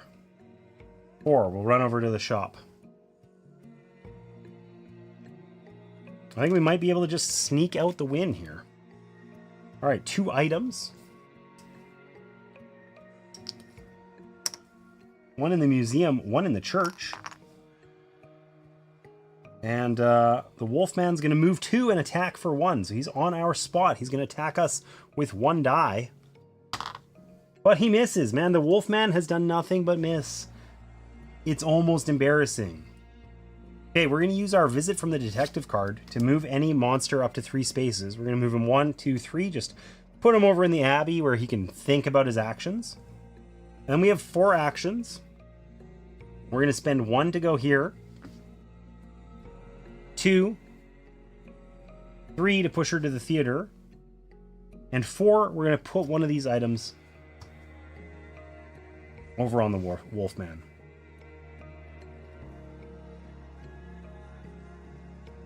All right, 3 items, and Wilbur and Chick are at the shop. Because of course they are.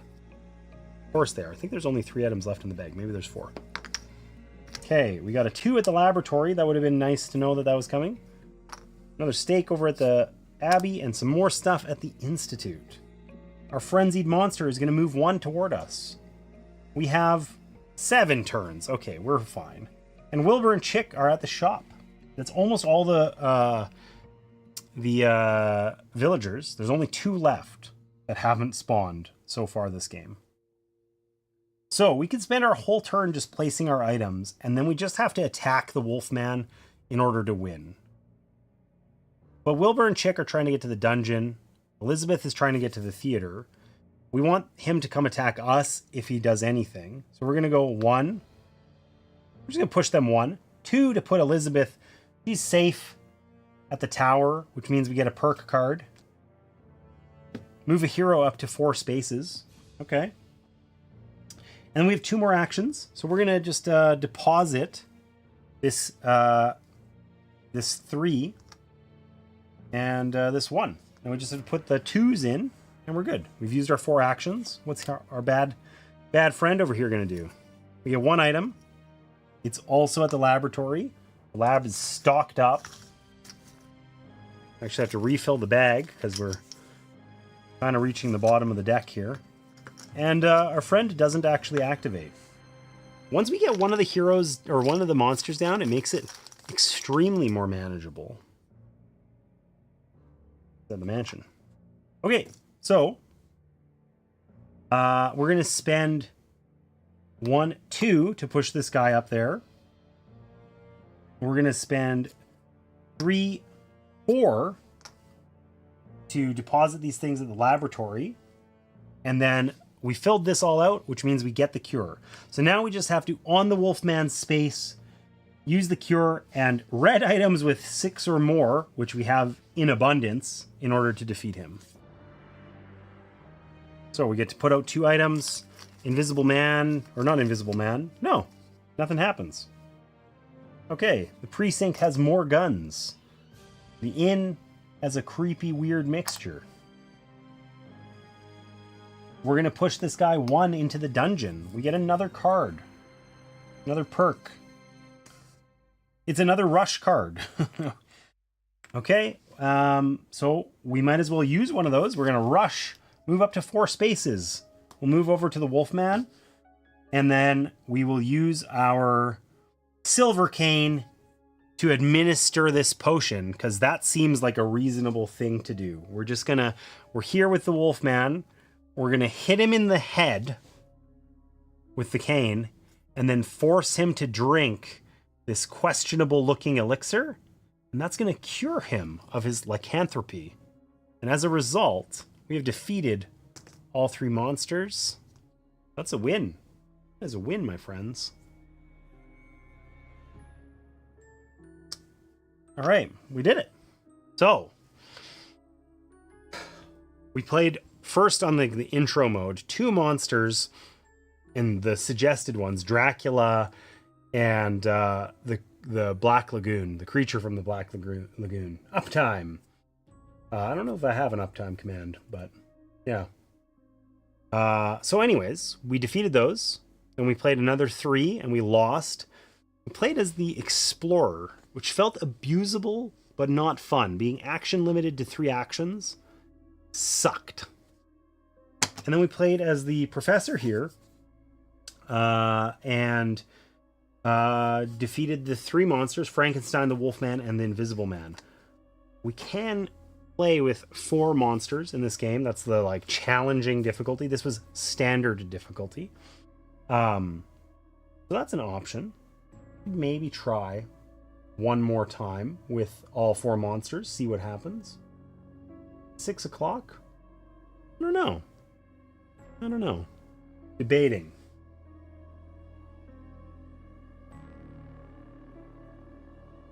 A win? I suspect cheating.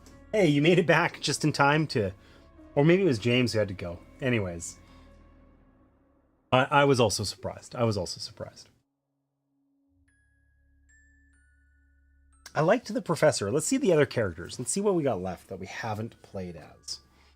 The Scientist. You may add 1 to the strength of any item you use. That could be extremely useful. The Mayor, who doesn't have an ability, but gets 5 actions. Kind of cool. And the Archaeologist. You can pick up items from an adjacent space. That's actually a huge boon, because with 4 actions still, that's rad, because we spend a lot of time moving, picking up, and then moving back, which is essentially 3 actions. So for 1, we could just do that. I think the Professor is probably the most straightforward for solo play, because being able to move the villagers around matters a ton when we don't have multiple characters to go save them and escort them around the board with, you know? You know what? I think I'm going to wrap up here. I feel like I like Horrified a lot.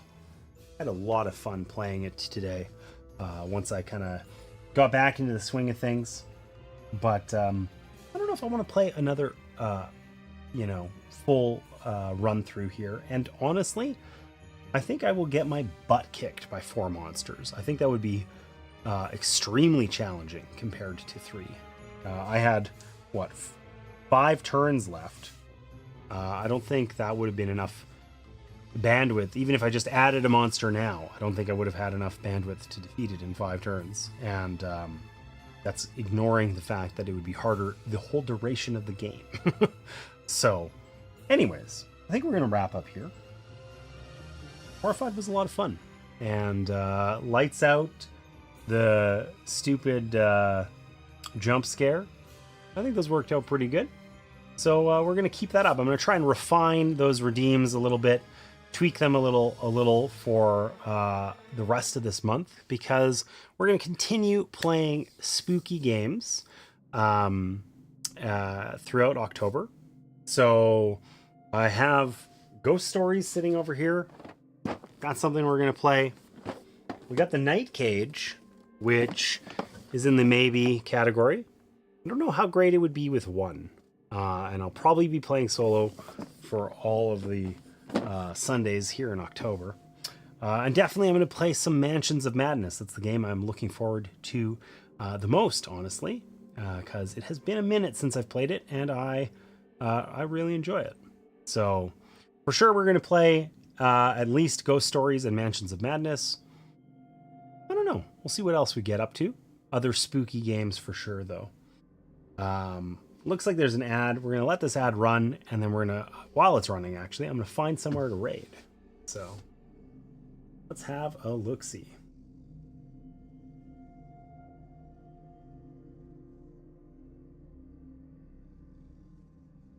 Who's doing stuff in the board game category?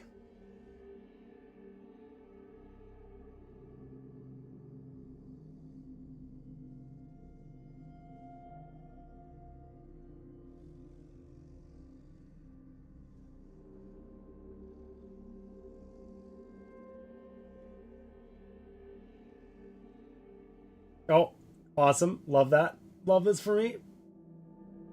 Waiting. I was 100% expecting that was the jump scare that time. There's actually like a couple of other board game like streamers on. But honestly,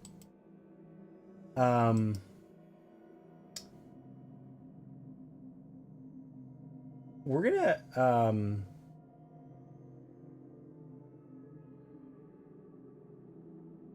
gonna try and for good measure. Thanks, Martina. Oh yeah, thanks for that follow, by the way. Love the spooky season. Have a great week. You too, Allison. Congrats again on your cosplay. Last time we tried a totally rando raid, and we're gonna give that a try again. There's somebody in the board game category.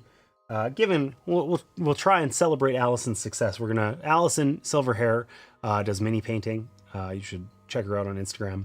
But we're gonna raid. There's somebody in the board game category who's painting minis. They've been from the Ashes Games. I don't know who they are. I don't know anything about their stream. They've been streaming for 17 minutes. We're gonna raid them and see what happens. Yeah, so I'm gonna take you over there. And while this raid starts up, I guess I will tell you that, yeah, we're going to do more spooky stuff. I think I covered that already. More spooky games on Sundays. Sarah and I are playing top 100 games on Board Game Geek, or from the top 100 on Board Game Geek on YouTube every Wednesday, 6 p.m. Mountain. We are also going to be trying to play some of the spooky titles over there. So that includes Mansions of Madness and Cthulhu Death May Die. So those are ones that are going to be coming up for sure over on YouTube. So check us out there as well. Let's start this raid up, and I guess we'll see what we get. I'm really not sure what to expect. And yeah, thanks so much for being here. I appreciate it so much. I had a lot of fun today, and yeah, I hope that this coming week you get a chance to work a little bit less, play a little bit more games, and hopefully there's something spooky, you know? So we'll see you next time.